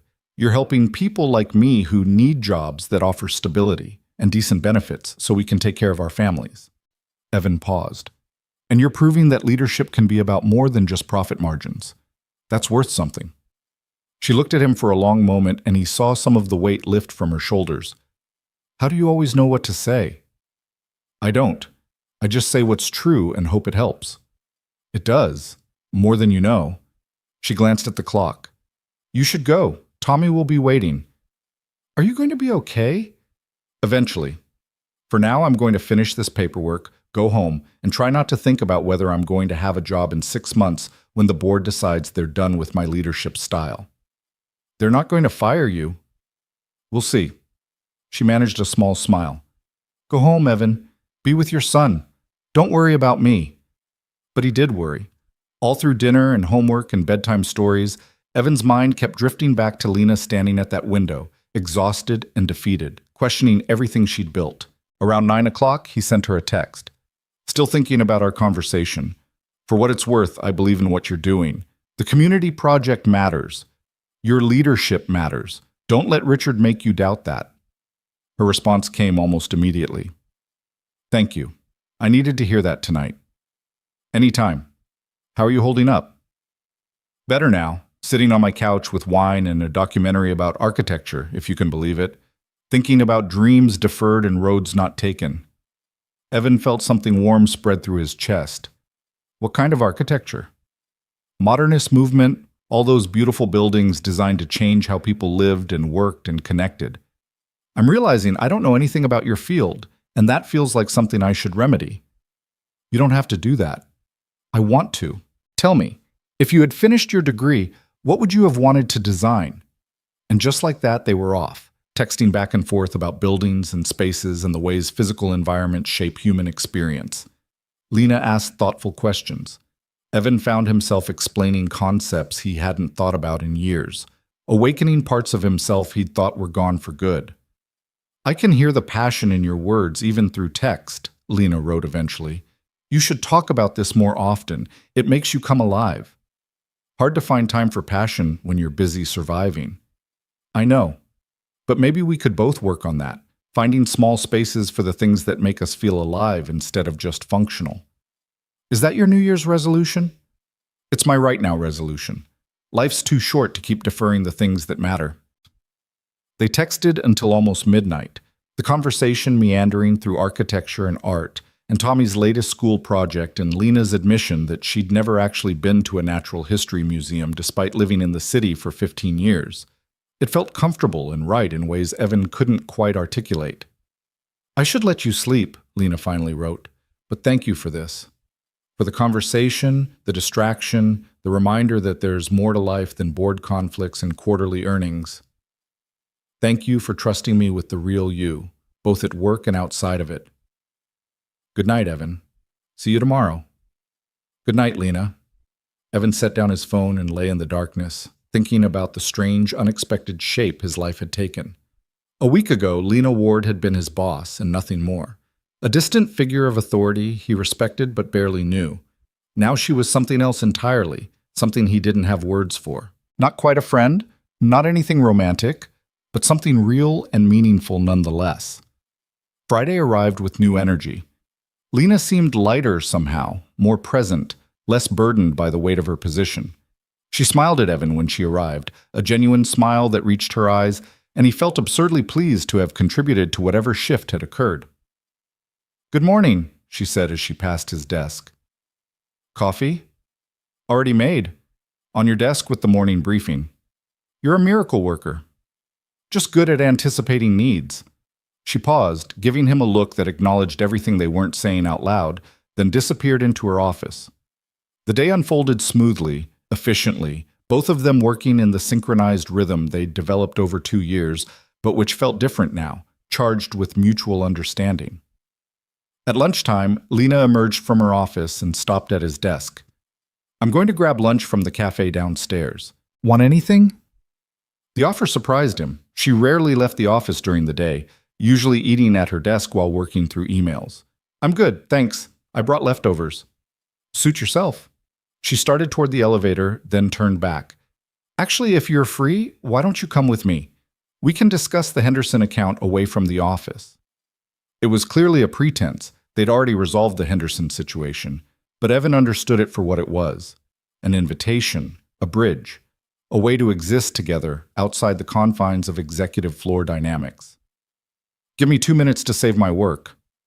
They rode the elevator down in silence, surrounded by other employees who nodded respectfully at Lena but kept their distance. In the cafe, they ordered sandwiches and found a table in the corner, away from the lunch rush crowd.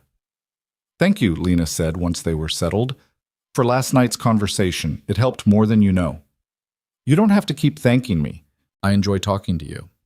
Still, I want you to know I don't take it for granted." She picked at her sandwich. "Richard called this morning.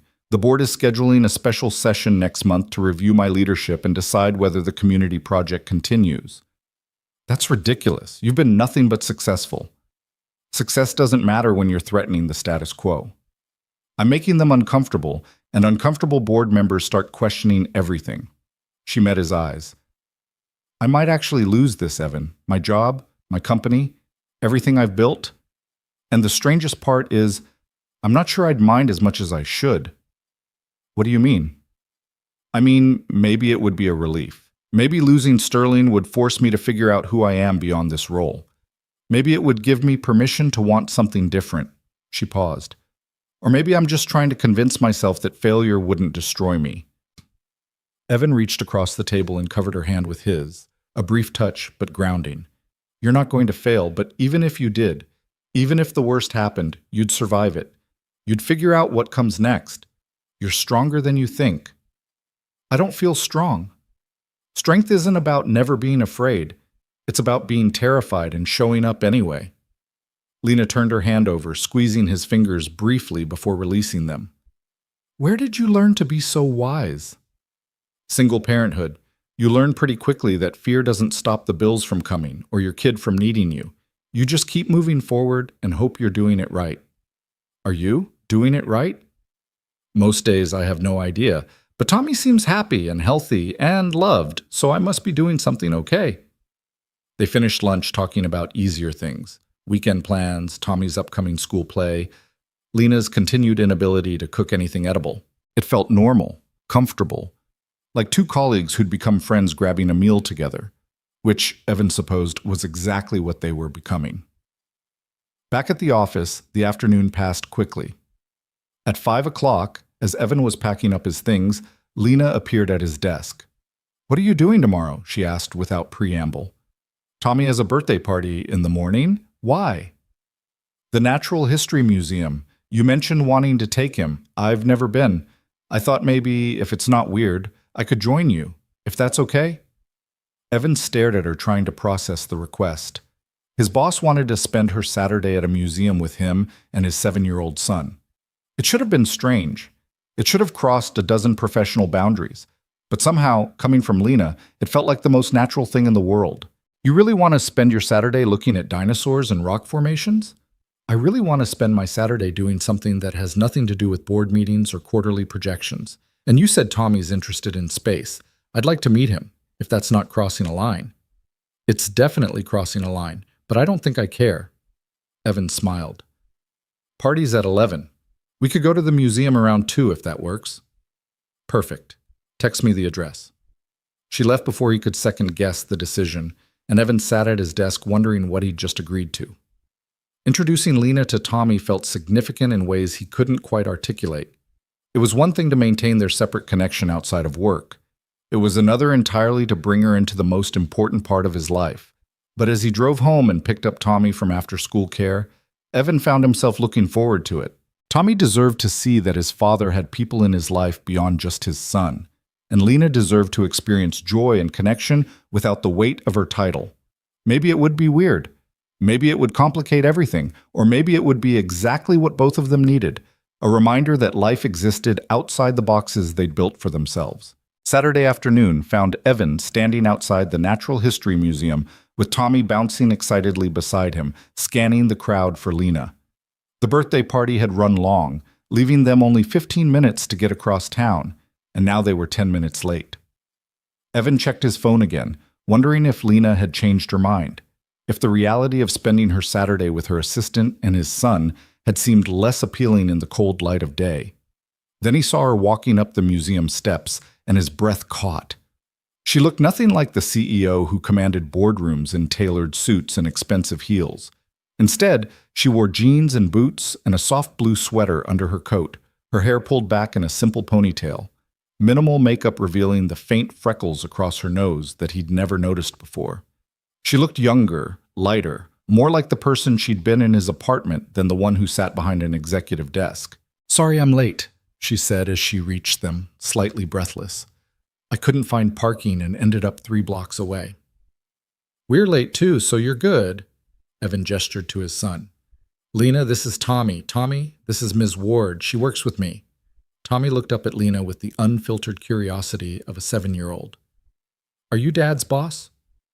"I am," Lena said, crouching down to his level. "But today I'm just Lena, and I'm here because your dad told me you know everything about space, and I don't know nearly enough." Tommy's face lit up. "I know a lot about space. Did you know that Jupiter has 79 moons? And that Saturn's rings are made of ice and rock? And that there's a planet called HD 189733b where it rains glass sideways because the winds are so fast? I had no idea about any of that. You're going to have to teach me. I can do that. Come on, the planetarium show starts in 20 minutes and we have to get good seats." Tommy grabbed Lena's hand without hesitation and started pulling her toward the entrance, leaving Evan to follow behind, equal parts amused and terrified by how quickly his son had adopted her. Inside, the museum was crowded with families, the echoing halls filled with children's laughter and the shuffle of feet on marble floors. Tommy dragged them straight to the space exhibit, talking nonstop about planets and galaxies and astronauts, and Lena listened with genuine interest, asking questions that made Tommy explain things in greater detail. Evan watched them together and felt something shift in his chest. Lena was completely present, giving Tommy her full attention in a way that had nothing to do with obligation and everything to do with authentic engagement. And Tommy, who was usually shy around new adults, had opened up to her immediately, sensing somehow that she was safe, trustworthy, real. "Dad, look! They have a piece of actual moon rock." Tommy pressed his face against the display case, his breath fogging the glass. "That's Apollo 17, Evan said, reading the placard. "Brought back in 1972. The last manned mission to the moon." "Until we go back," Tommy said confidently.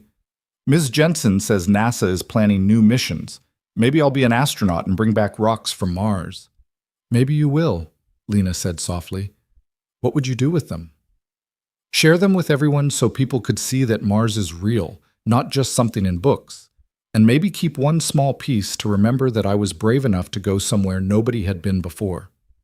Lena glanced at Evan, and he saw his own emotion reflected in her eyes. There was something profound in Tommy's answer, something about courage and discovery and the desire to share wonder with others that resonated beyond a child's imagination. They moved through the exhibit, Tommy explaining everything with enthusiastic expertise, while Lena encouraged him and Evan provided occasional dad commentary. At one point, Tommy raced ahead to examine a model of the International Space Station, leaving Evan and Lena standing together in front of a massive photograph of the Milky Way. "Thank you for inviting me," Lena said quietly. "This is exactly what I needed. Tommy seems pretty enamored with you. Fair warning, he's going to want you to come over for dinner now. He gets attached quickly."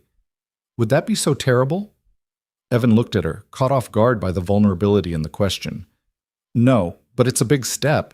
Tommy doesn't have a lot of adults in his life beyond me and his teachers. If he gets attached and then you disappear—" "I won't disappear," Lena said firmly. "I meant what I said on Christmas Eve. I'm tired of being alone. I'm tired of keeping everyone at arm's length. If Tommy wants me around, if you're comfortable with it, I'd like to be around. Even knowing it complicates things? Especially knowing it complicates things. The simple version of my life isn't working. Maybe it's time to try complicated.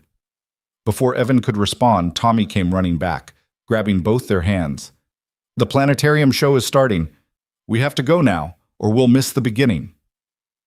They let themselves be pulled along, finding seats in the darkened theater just as the lights dimmed. The ceiling came alive with stars, the narrator's voice washing over them with explanations of constellations and cosmic phenomena. Tommy sat between them, his face tilted upward in wonder, occasionally whispering facts to Lena that she received with matching enthusiasm. Evan found himself watching Lena more than the show.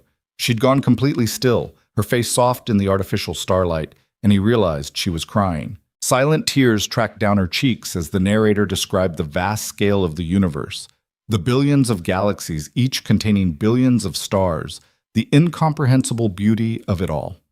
He reached over Tommy and squeezed her hand. She squeezed back, not bothering to wipe away the tears, just letting them fall while she absorbed the magnitude of everything above them. When the show ended and the lights came up, Tommy immediately launched into an explanation of why the planetarium had gotten 3 different things wrong about Saturn's atmosphere. Lena laughed and wiped her face, and Evan pretended not to notice her red eyes. They spent another hour exploring the museum.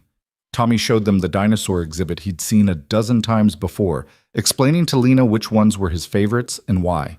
They looked at ancient civilizations and geological formations, and a butterfly pavilion where Tommy very seriously informed Lena that butterflies could see colors humans couldn't, which meant the world looked completely different to them. "I think that's my favorite fact of the day," Lena told him. "The idea that different creatures see the world in completely different ways. Ms. Jensen says that's true for people too, that we all see things differently because our brains work differently and we have different experiences." "Your teacher sounds very wise." "She is. She says perspective is important. That's why we have to listen to other people's stories so we can understand their perspective." Lena looked at Evan over Tommy's head, and he saw her recognize the echo of their Christmas Eve conversation in his son's words about seeing and being seen. By 4:30, Tommy's energy was finally starting to flag. They ended up in the museum cafe, Tommy working on a hot chocolate while Evan and Lena drank coffee.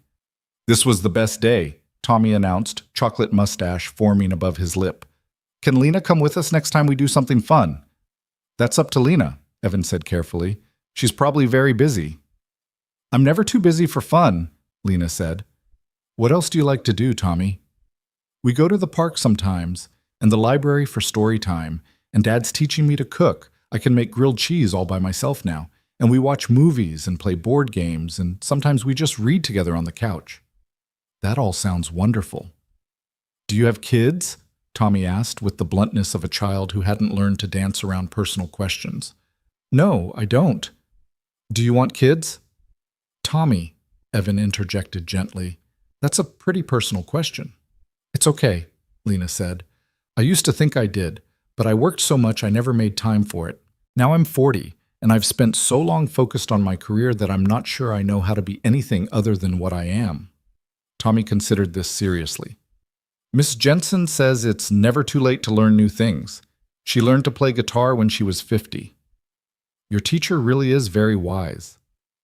She also says that family isn't just people you're related to. It's people who show up for you and care about you and make you feel safe." Tommy looked at his dad. "Like how Dad and I are family even though Mom isn't here anymore." The mention of Sarah created a brief, weighted silence. Evan saw Lena's expression shift, understanding passing across her features. "Your mom would be very proud of the person you're becoming," Lena said softly. "And your dad is doing an incredible job making sure you grow up knowing you're loved." "I know," Tommy said simply. "Dad's the best. Even when he's tired from work, he always makes time for me. He says I'm his priority." Evan felt his throat tighten. He'd never heard Tommy articulate that before, never realized his son understood how deliberately Evan had structured their life around Tommy's needs. "Your dad's pretty special," Lena agreed. "So are you. You listen like you really care. not like grown-ups who are just pretending to pay attention. And you didn't talk down to me, even though I'm just a kid. You're not just anything, Tommy. You're a person who knows a lot about space and has important things to say. That deserves real listening. Tommy beamed at her, and Evan watched something solidify between them, a bond forming in real time, built on mutual respect and genuine connection. They left the museum as the sun was setting, the winter sky turning shades of orange and pink. Tommy walked between them, holding both their hands, chattering about his favorite parts of the day. When they reached Lena's car, Tommy surprised them both by throwing his arms around her waist in a fierce hug. Thank you for coming with us. This was really fun. Lena hugged him back, and Evan saw her blink rapidly, fighting tears again. Thank you for teaching me about space. I learned so much. You can come to my school presentation next month if you want. I'm doing a project on black holes. I would love that, if your dad says it's okay. Tommy looked up at Evan with pleading eyes. Can she, Dad? Please? We'll see. Ms. Ward has a very busy schedule. I'll make time, Lena said firmly. Just tell me when and where. They said their goodbyes, and Evan and Tommy walked to their car a few blocks away. Tommy was quiet for the first few minutes of the drive, unusual for a child who typically filled every silence with observations and questions. Dad? He said finally. Yeah, buddy? Do you like Lena? Evan's hands tightened on the steering wheel. She's very nice. Why do you ask? Because you look at her the way you look at me sometimes, like she matters. The observation hit Evan square in the chest. She's my friend, Tommy. Friends matter. Are you going to marry her? What? No. Where did that come from? Jake's dad married his friend Lisa last year. Jake says they were friends first and then they fell in love. I thought maybe that was happening with you and Lena. It's not that simple, buddy. Lena is my boss at work. That makes things complicated. But you like her, Tommy insisted. I can tell. Evan pulled into their parking spot and turned to face his son. I do like her. She's a good person who's been very kind to both of us. But liking someone and building a life with them are very different things. And right now, you and I have a pretty great life, just the two of us, don't we? Yeah, but it would be okay if Lena was part of it too. She makes you smile the way you used to smile in pictures with Mom. Evan felt like someone had reached into his chest and squeezed. You remember those pictures? I look at them sometimes. The one on your dresser where Mom is laughing and you're looking at her like she's the whole world. You looked at Lena like that today, like she matters as much as I do. Tommy, it's okay, Dad. I'm not sad. I like seeing you happy. You're always taking care of me, but nobody takes care of you. Maybe Lena could do that. Evan pulled his son into a hug, overwhelmed by the emotional intelligence of this small person he was raising. When did you get so wise? Ms. Jensen says I have an old soul. She's right about that. Evan released him and ruffled his hair. Come on, let's get inside. You promised to help me make dinner, remember? That evening, as they cooked together and Tommy recounted museum facts with undiminished enthusiasm, Evan's phone buzzed with a text from Lena. Thank you for today. Tommy is wonderful. You're doing an incredible job with him. He's pretty fond of you too. Fair warning, he already asked when you can come over for dinner. Is that an invitation? Evan paused, considering. This was a threshold moment. Inviting Lena into his home with Tommy present was different from her Christmas Eve appearance. It was intentional, deliberate, a conscious choice to bring her further into their life. Friday night. Nothing fancy, just spaghetti and whatever vegetable I can convince Tommy to eat. 6 o'clock if you're free. 3 dots appeared, disappeared, appeared again. Then, I'm free. I'll bring dessert. You don't have to bring anything. I want to. Let me contribute something, even if it's just store-bought cookies. Okay, see you Friday. See you Monday. And Evan, today meant more to me than you probably realize. Thank you for sharing your son with me, for letting me be part of something real. Thank you for showing up, for being exactly who you are with no pretense.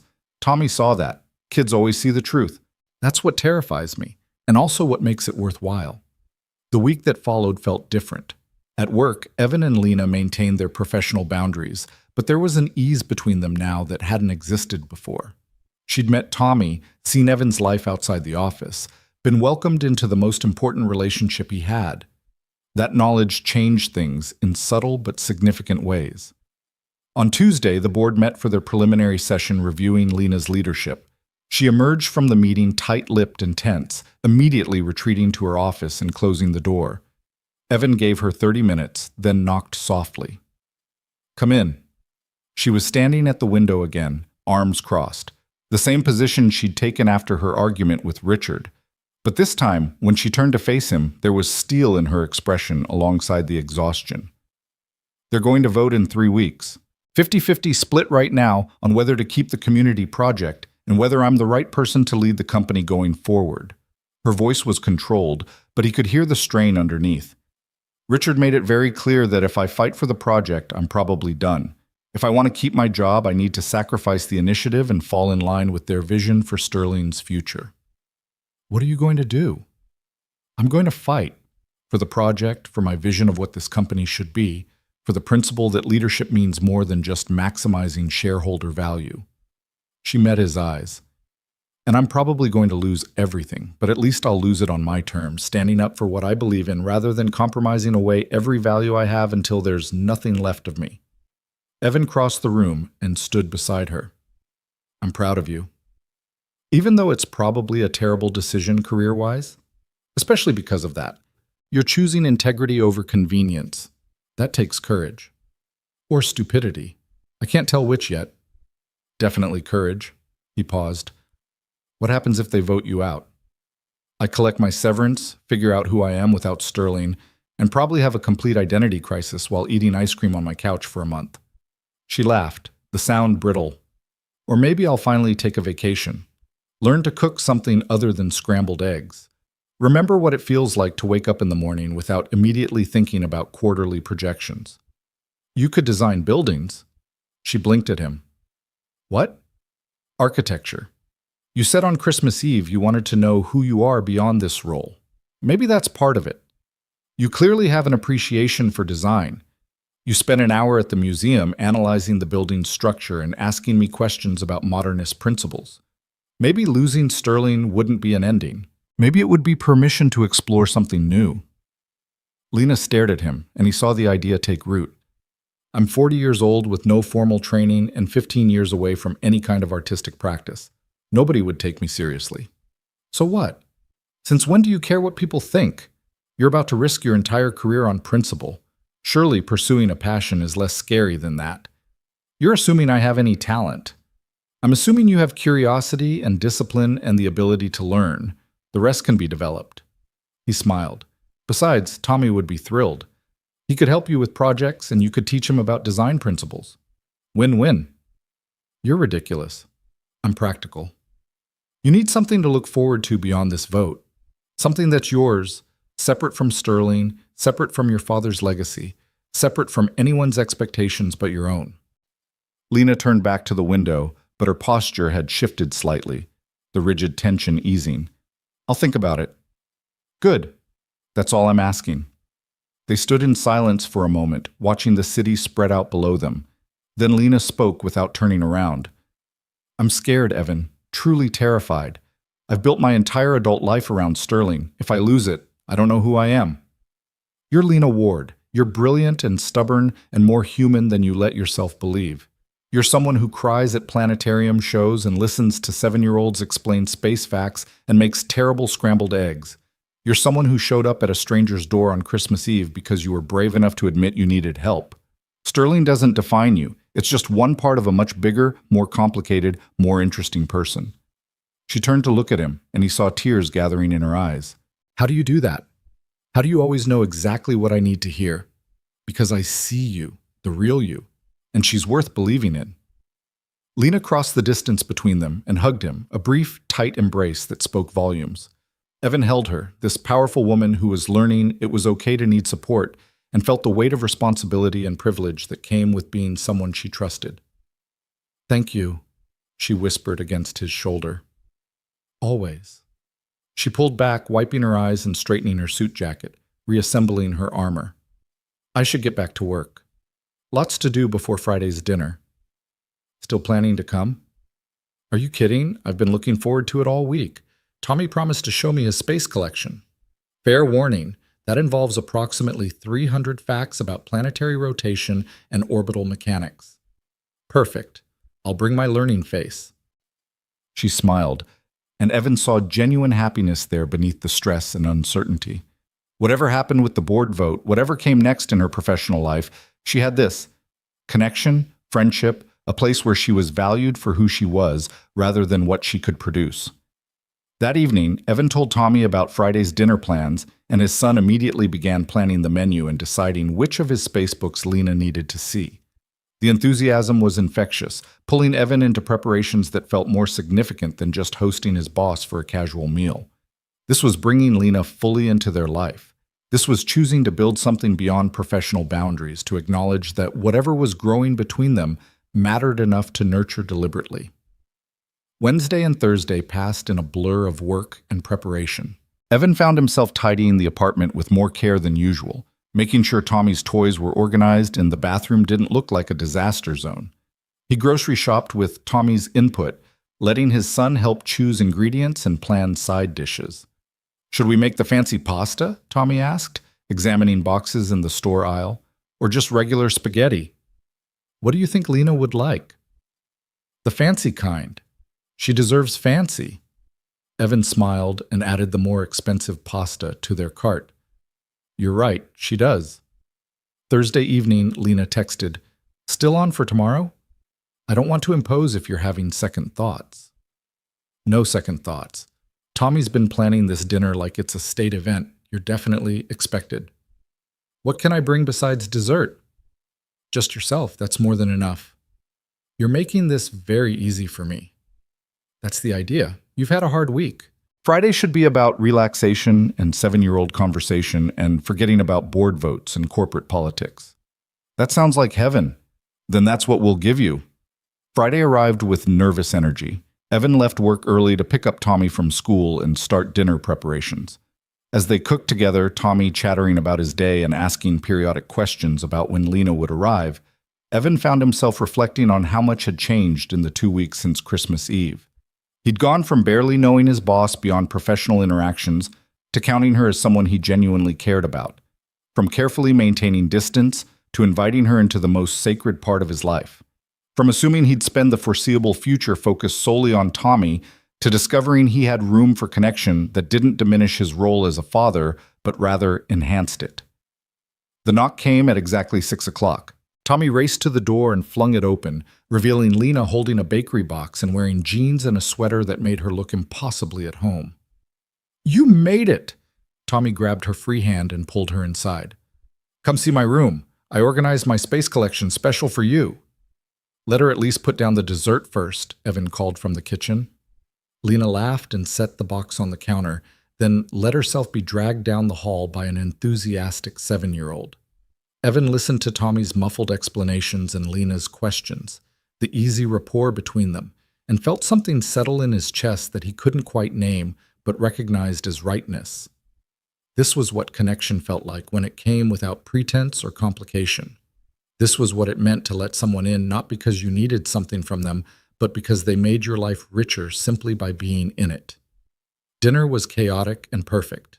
Tommy dominated the conversation, moving between space facts and school stories and earnest questions about Lena's life. She answered with honesty, appropriate for a child's understanding, telling him about growing up with a brother who became a musician, about learning to run a company when she was younger than she felt ready for, about the fear and excitement of doing something important.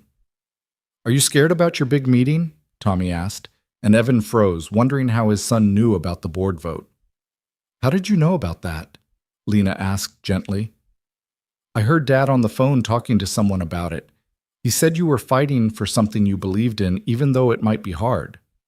"That's brave." "It is hard. And yes, I'm scared. But your dad's right. Some things are worth fighting for, even when they're difficult." "Like how Dad kept working even when Mom died because he had to take care of me?" The question hung in the air, innocent but profound. Lena looked at Evan, and he saw her understand the parallel Tommy was drawing: sacrifice for principle, courage in the face of loss, choosing the harder path because it was the right one. Exactly like that, Lena said softly. Your dad is one of the bravest people I know. I think you're brave too, Tommy announced. And if those people don't want you to be the boss anymore, it's their loss. Right, Dad? Absolutely their loss, Evan agreed. After dinner, they settled in the living room with the dessert Lena had brought, elaborate cupcakes from an expensive bakery that made Tommy's eyes widen. They ate and talked, and eventually Tommy challenged Lena to a board game that devolved into laughter when he kept inventing new rules that only made sense to him. At 8:30, Evan announced bedtime, and Tommy surprised no one by asking if Lena could read him a story. If that's okay with your dad, Lena said. More than okay. So Evan found himself standing in Tommy's doorway, watching Lena sit on the edge of his son's bed, book in hand, reading about space exploration with the same genuine interest she'd shown at the museum. Tommy snuggled under his covers, eyes getting heavy, the glow-in-the-dark stars on his ceiling beginning to emerge as Evan dimmed the lights. When the story ended, Tommy reached up and hugged Lena goodnight, and Evan heard him whisper something that made her eyes glisten with tears. She whispered something back, kissed his forehead, and stood to leave. In the living room, Lena wiped her eyes and laughed at herself. I'm crying over bedtime stories now. Your son is destroying my composure. What did he say to you? He said he hoped I didn't lose my job, but if I did, maybe I could spend more time with you guys because you make me happy, and happy is important. She paused. Then he told me I was part of his family now because I show up and care about him, just like Ms. Jensen said. Evan felt his own throat tighten. He's not wrong about any of it. Evan, I need to tell you something. Lena turned to face him fully. These past 2 weeks have meant more to me than I know how to articulate. You and Tommy have given me something I didn't even know I was missing, a sense of belonging, of being valued for who I am rather than what I can do. And I'm terrified that I'm going to mess this up somehow, that I'll lose the board vote and fall apart, and you'll realize I'm not worth the complication. Stop.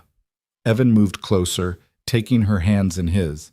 You're not a complication. You're a person I care about who's going through something difficult. Whatever happens with Sterling, whatever comes next, you have us. Tommy loves you. He paused, realizing what he'd almost said. I value you, as a friend, as someone who matters. That doesn't change based on job titles or board votes or anything else. You were going to say something else just then. I was, but I'm not sure either of us is ready for what that means yet. Lena searched his face, and he saw hope and fear warring in her expression. What if I want to be ready? What if I'm tired of being careful and maintaining distance and pretending this is just friendship? Then we talk about it, honestly, openly, acknowledging all the complications and risks. But not tonight. Tonight you just got folded into a 7-year-old's definition of family, and that's profound enough without adding more weight to it. She nodded slowly. You're right, as usual. She squeezed his hands and released them. I should go. Let you get some rest. Or you could stay a while longer. Have some tea. Talk about something other than work or feelings or anything heavy. Just exist here for a bit. I'd like that. So they sat on the couch where Lena had slept on Christmas Eve, drinking tea and talking about inconsequential things, books they'd read, movies they wanted to see, Tommy's evolving theories about black holes. The conversation was easy, comfortable, the kind of interaction that happened when two people had stopped performing for each other and started simply being. Around 10 o'clock, Lena finally stood to leave. At the door, she turned back to Evan. Thank you for tonight, for including me in this, for letting Tommy get attached even though it's risky, for making me feel like I belong somewhere. You do belong here. Anytime you need to remember that, you know where to find us. She hugged him, and this time neither of them pulled away quickly. They stood in the doorway holding each other, and Evan felt the shift happening between them, the subtle transformation from friendship into something more, something neither had planned but both were choosing not to resist. When they finally separated, Lena touched his face gently. I'll see you Monday. See you Monday. He watched her walk to her car, waited until she'd driven away safely, then closed the door and leaned against it, his heart racing. Whatever was happening between them was real and growing and impossible to ignore. The question was no longer whether they felt something beyond friendship, but what they were going to do about it. The 3 weeks before the board vote passed in a strange suspension of time, each day feeling simultaneously too fast and impossibly slow. Evan watched Lena prepare her defense of the community project with the same intensity she brought to everything else, but now he saw the toll it was taking, the late nights, the tension in her shoulders, the moments when she'd stare at her computer screen like the answers might materialize if she looked hard enough. She came to dinner twice more during those weeks, and each time the evening felt less like a visit and more like coming home. Tommy had stopped asking when she'd arrive and started assuming she'd be there, setting 3 places at the table without being told. Lena brought groceries and helped cook, her scrambled eggs improving marginally with practice. She read bedtime stories and listened to Tommy's evolving theories about the universe and fit into their life with an ease that should have been alarming but instead felt inevitable. On the Tuesday before the vote, Evan found Lena in her office at 7 in the evening, surrounded by spreadsheets and reports, her face drawn with exhaustion. "You need to go home," he said from the doorway. "I need to finish this analysis. If I can show them the long-term economic impact of the community project, maybe—" "Lena." He crossed to her desk and gently closed her laptop. "You've prepared everything you possibly can. More numbers aren't going to change minds that are already made up based on ideology rather than data." "Then what am I supposed to do? Just accept that I might lose everything I've built?"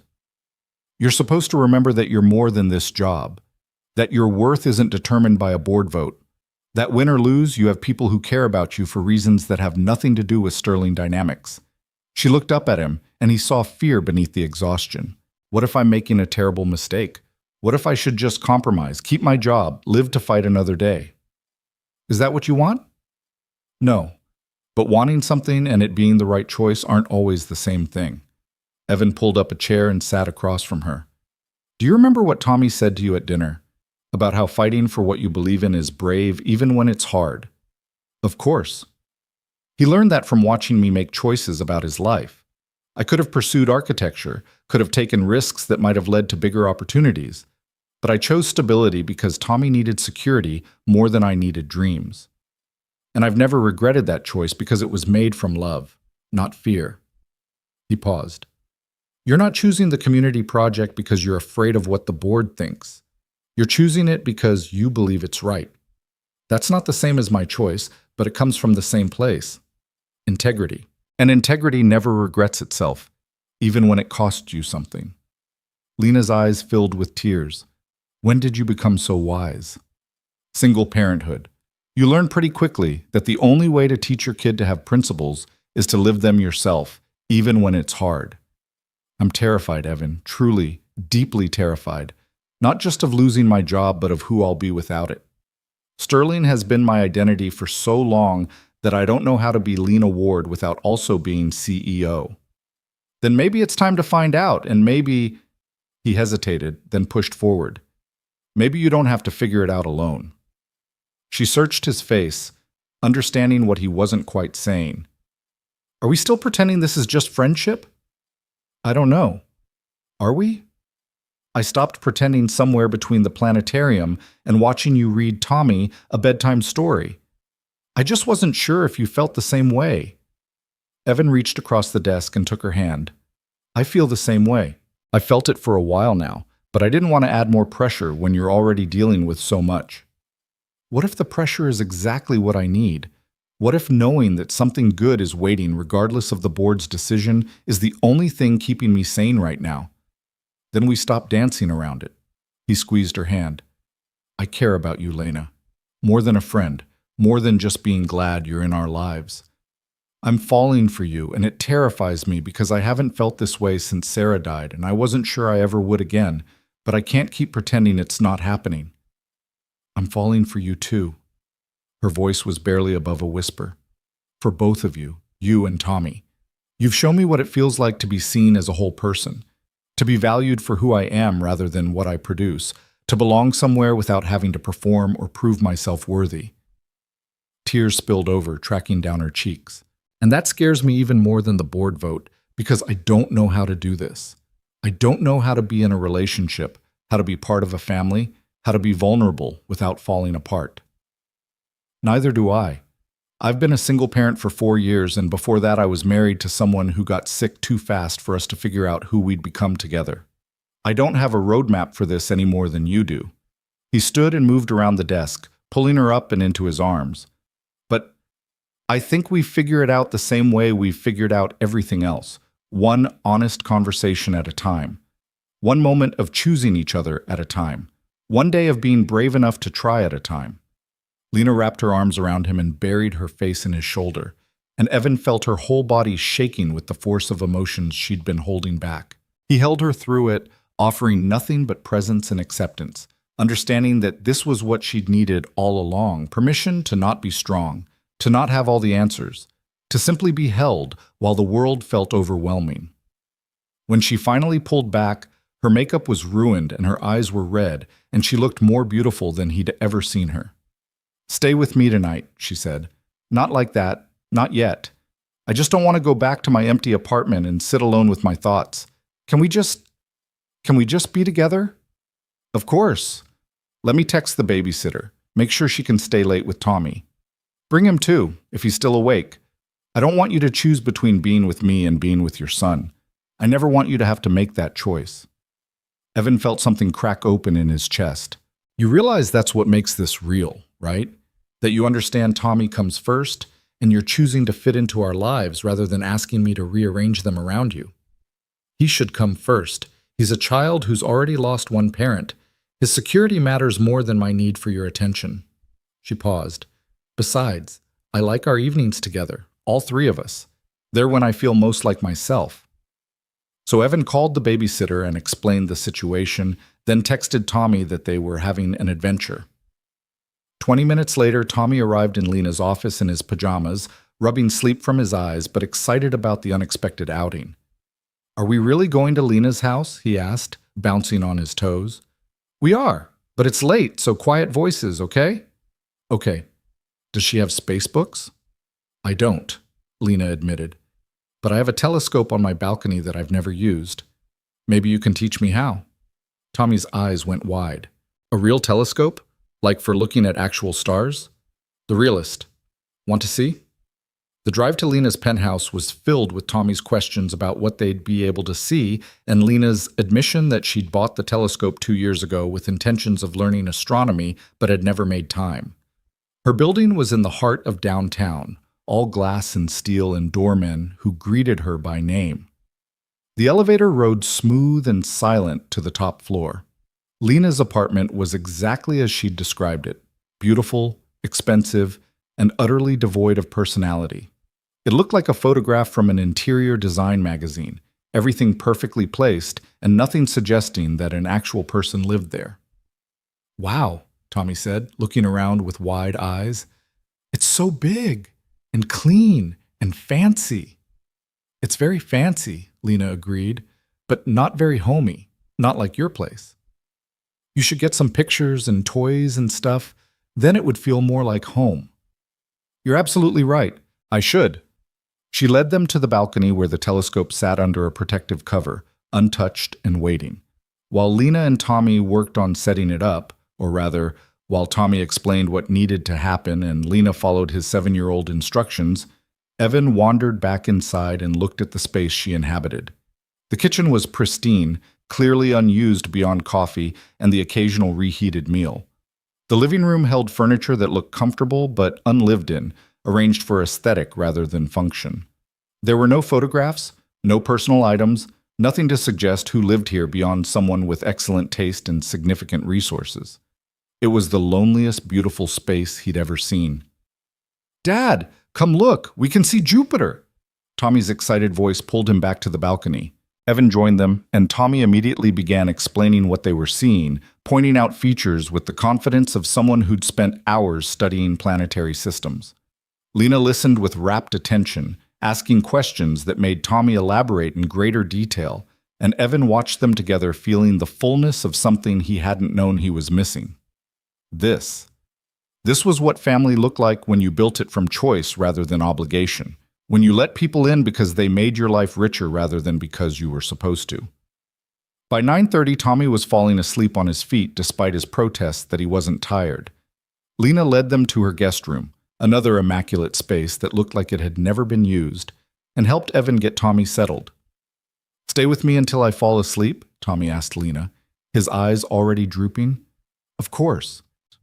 So Evan watched from the doorway as Lena sat on the edge of the bed, holding Tommy's hand while his breathing slowed and deepened into sleep. When she was certain he was out, she stood carefully and joined Evan in the hallway, pulling the door mostly closed behind her. "He's wonderful," she whispered. "He is, and he adores you." The feeling is mutual. She led him back to the living room and they settled on the couch, expensive and uncomfortable, designed for looking at rather than relaxing on. "I meant what I said earlier about falling for both of you. Tommy isn't an addition to you that I'm willing to tolerate. He's part of why I'm falling in the first place." "That's good, because he and I are a package deal. We have been since Sarah died, and we always will be." "Tell me about her?" Lena asked softly. "If it's not too painful. I want to understand the woman who made you who you are." Evan was quiet for a moment, gathering memories he'd packed away to make room for survival. Sarah was light. That's the best way I can describe her. She had this way of making everything feel possible, like the world was full of opportunities just waiting to be seized. She was impulsive and creative and terrible with money, and the best mother Tommy could have asked for in the time she had. "You loved her very much." "I did. Still do, in the way you love someone who shaped you even though they're gone. But it's different now. The grief isn't as sharp. I can remember her with gratitude instead of just loss." He looked at Lena.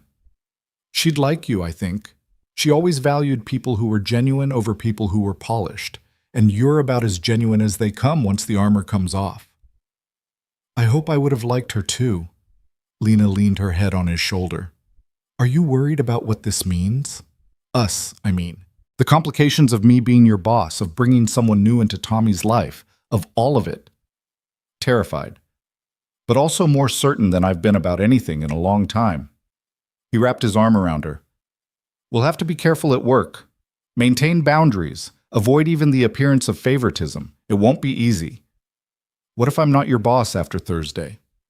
What if the board votes me out and I'm unemployed and trying to figure out who I am without Sterling? Then we figure that out together. You find new work or go back to school or take time to discover what you actually want rather than what you've been conditioned to want. And I support you through it the same way you've supported me." "You'd really do that? Stay with me even if I lost everything?"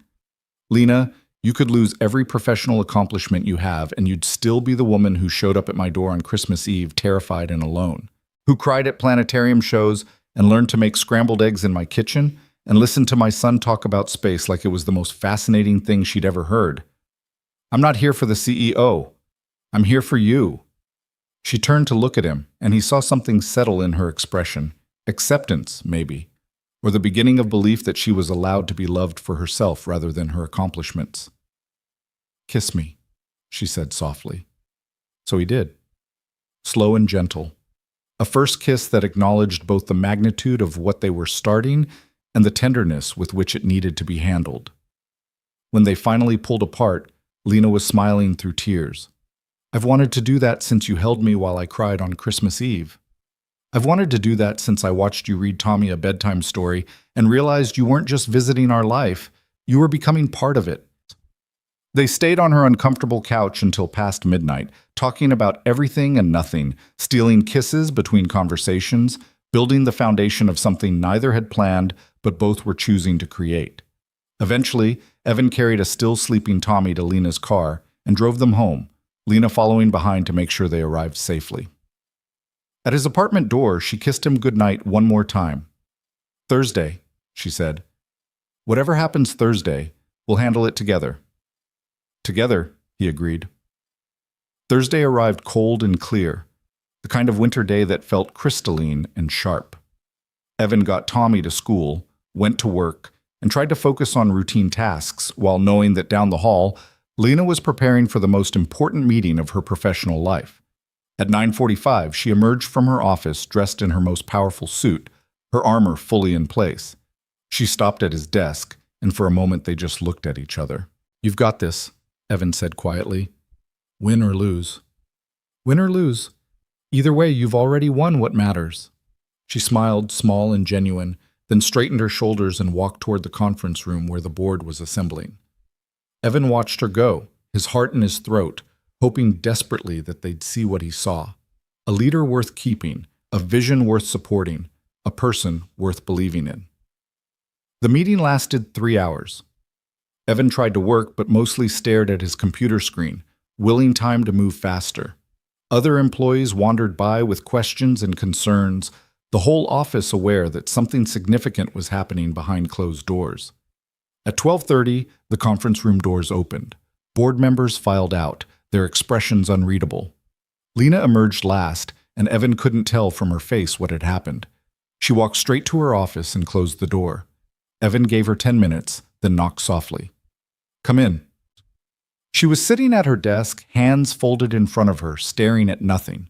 When she looked up at him, he saw tears on her cheeks, but couldn't read whether they were from grief or relief. "What happened?" he asked. "They voted, 7-5. She paused, and a smile broke across her face like sunrise. "In favor of keeping the community project and keeping me as CEO. We won, Evan. We actually won." Relief flooded through him so powerfully he had to sit down. "You did it. You fought for what you believed in, and you won. Not without cost." Richard resigned from the board immediately, said he wouldn't be part of a company that prioritizes social responsibility over profit maximization. 2 others expressed serious reservations, but ultimately sided with the project because the numbers I presented showed long-term viability. She wiped her eyes. "But we won. The project continues, I keep my job, and I got to maintain my integrity through all of it.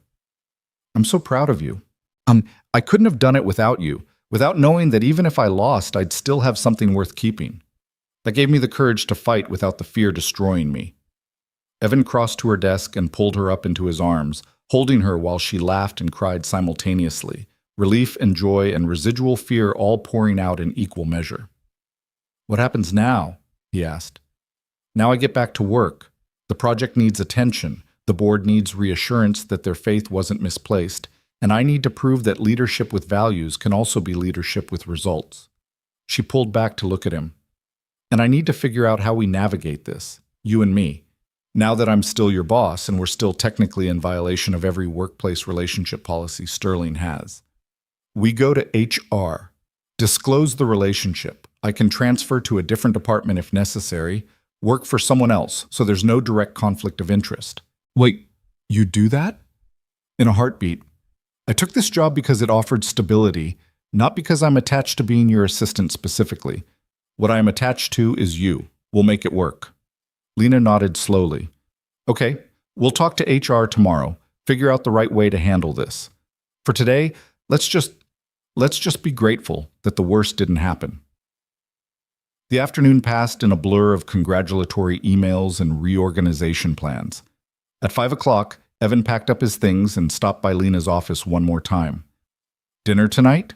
To celebrate?" "I'd love that. Can I bring anything?" "Just yourself. Tommy's been working on a special project all week that he wants to show you." "Then I'll be there at 6. That evening, when Lena arrived at their door, Tommy greeted her with a handmade card congratulating her on her big meeting. Inside, he'd drawn a picture of the 3 of them looking at stars together, with a caption in his careful 7-year-old handwriting. "Our family is the best family." Lena read it and immediately burst into tears, pulling Tommy into a fierce hug. "This is the most beautiful thing anyone's ever given me," she told him. "Can I keep it forever?" "That's the idea. Dad says you don't have enough pictures in your house, so I made you one." "It's perfect. And you're right, I definitely need more pictures. Maybe we can take some together sometime?" "Like family pictures?" "Exactly like that." Tommy beamed and launched into an explanation of his latest space discovery, and Evan started dinner while listening to them talk. Later, after they'd eaten and Tommy had shown Lena his newest drawings and they'd all watched a documentary about Mars exploration, Lena helped put Tommy to bed. "Good night," Tommy said, hugging her. "I'm glad you didn't lose your job. But even if you did, you'd still be part of our family, right?" "Right, always. Nothing's going to change that." Good, because Dad's happier when you're around, and you're happier too, I can tell. After Tommy was asleep, Evan and Lena settled on the couch with tea, the comfortable ritual they'd established over weeks of evenings together. He's not wrong, Lena said. I am happier. Happier than I've been in longer than I can remember. And it's because of you, both of you. You've given me something I didn't even know I was missing. What's that? A reason to come home that has nothing to do with work or obligation. A place where I can be myself without performance or pretense. People who value me for who I am rather than what I can produce. She set down her tea and took his hand. A family. Not by blood or marriage or any traditional definition, but by choice and care and showing up for each other. Is that what we are? A family? I think we're becoming one, if you'll have me. If this is what you want too. Evan pulled her close, kissing her forehead, her cheeks, finally her lips. This is exactly what I want. You, me, Tommy, building something real together, figuring out how to make it work even when it's complicated, choosing each other every day. Even with all the workplace complications and the learning curve of me figuring out how to be in a relationship and the reality that I'm probably going to be terrible at this sometimes, especially with all of that. Nobody's expecting perfection, Lena. We're just expecting honesty and effort and showing up even when it's hard, which, from everything I've seen, you're more than capable of. She rested her head on his shoulder, and they sat in comfortable silence, the city lights twinkling through the window, Tommy's soft breathing audible from down the hall. This was what peace felt like, Evan realized. Not the absence of challenge or complication, but the presence of people worth facing those challenges with. Thank you, Lena said eventually, for opening your door on Christmas Eve, for seeing me when I felt invisible, for making room in your life for someone who didn't know how desperately she needed to belong somewhere. Thank you for being brave enough to knock, for trusting me with the real you, for loving my son like he's already yours. He is mine, maybe not legally or biologically, but in every way that matters. I'd do anything for him, for both of you. I know, that's what makes this work. They stayed on the couch until Lena's eyes started to droop, exhaustion from the day finally catching up with her. Evan walked her to the door, kissing her goodnight with the promise of dinner again on Saturday and a conversation with HR first thing Monday morning. I love you, Lena said, the words tumbling out like she couldn't hold them back any longer. I know it's fast and complicated and maybe too soon to say, but I do. I love you and I love Tommy, and I love this life we're building together. Evan felt his chest expand with something that felt like hope and rightness, and the future unfolding exactly as it should. I love you too. We both do. She kissed him once more, then left, and Evan stood in the doorway watching her go with the certainty that this time she wasn't leaving alone. She was part of something now, woven into the fabric of their life in ways that would only grow stronger with time. In the weeks that followed, they settled into a rhythm that worked. Lena transferred Evan to a different department at work to avoid conflicts of interest. And while he missed being her assistant, his new role came with better pay and more regular hours that let him spend more time with Tommy. They were careful at the office, professional and appropriate, saving their connection for evenings and weekends. Lena started taking an online architecture course, rediscovering the creative passions she'd buried under years of corporate responsibility. Tommy appointed himself her study buddy, helping with projects and offering 7-year-old critiques that were surprisingly insightful. She kept the card he'd made her on her refrigerator, her first piece of personal decoration in the penthouse that was slowly becoming a home. They took pictures together, the three of them, documenting the family they were choosing to become. Museum visits and dinner preparations and quiet evenings reading on the couch. Tommy's school presentation on black holes where Lena sat in the front row beaming with pride. Weekend mornings making pancakes together, Lena's cooking improving with practice and patience. On a Saturday in late February, Evan and Lena stood on her balcony while Tommy used the telescope to track satellites, and she leaned into him with a contentment he'd never seen in her before. I was thinking, she said, about the future, about what comes next. What about it? I don't want to live in this penthouse forever. It's beautiful, but it's not home. Home is where you two are. And I was thinking maybe, eventually, when the time is right, we could find a place together. Something big enough for all of us. something that feels like it belongs to our family instead of just being where one of us happens to sleep. Evan's heart expanded so much he thought it might burst. You want to live together, all three of us? Eventually, when Tommy's ready, when you're ready, when it makes sense. I'm not rushing anything, but yes, I want to build a life with you that isn't divided between 2 apartments and scheduled visits. I want to wake up next to you every morning and help Tommy with homework and have dinner together every night and just be a family in all the ways that matter. I want that too, more than I knew how to want anything after Sarah died. We'll take it slow, make sure Tommy feels secure and included in every decision, but knowing that we're moving towards something permanent, something chosen and built together, that makes everything feel possible. Tommy called them over to look at something he'd spotted through the telescope, and they went, the 3 of them crowded around the eyepiece, Lena explaining what they were seeing while Tommy corrected her gently, and Evan watched them both with overwhelming love. This was what healing looked like after loss. This was what connection looked like when you were brave enough to be vulnerable. This was what family looked like when you built it from honesty and choice and showing up for each other even when it was hard. Months later, on a warm evening in early May, Evan would stand in a new apartment, bigger than his old place, filled with a mix of his practical furniture and Lena's beautiful pieces and Tommy's art projects covering every available surface. He'd watch Lena and Tommy work together on a model of the solar system for school, their heads bent close, her patient explanations meeting his enthusiastic questions. And he'd think back to that Christmas Eve, when a knock at midnight had changed everything. Lena had come to his door terrified and alone, running from a danger that might not have been real, but running towards something that was connection, safety, the possibility of being seen. And what they'd found in those hours of honesty had grown into something neither could have predicted, but both had needed desperately. Not a perfect life, but a real one. Not without challenges, but with people worth facing those challenges alongside. Not the life either had planned, but the one they'd chosen together. Built from midnight conversations and museum visits and bedtime stories, and the courage to keep showing up even when it was hard. "Dad, come help us," Tommy called. "Lena keeps putting Neptune in the wrong orbit." "I do not." The model is just confusing. The model is perfectly clear. You're just not paying attention to scale. Evan joined them, settling into the warm chaos of their evening routine, and felt gratitude wash over him. For the knock that had started everything. For the courage they'd both found to be vulnerable. For the family they'd become. Not by blood or obligation, but by choice and love, and the daily decision to keep choosing each other. This was home. This was healing. This was what happened when you were brave enough to open your door at midnight and let someone in, not knowing where it would lead, but trusting that wherever it went, you'd figure it out together. And they had. They were. They would. Together.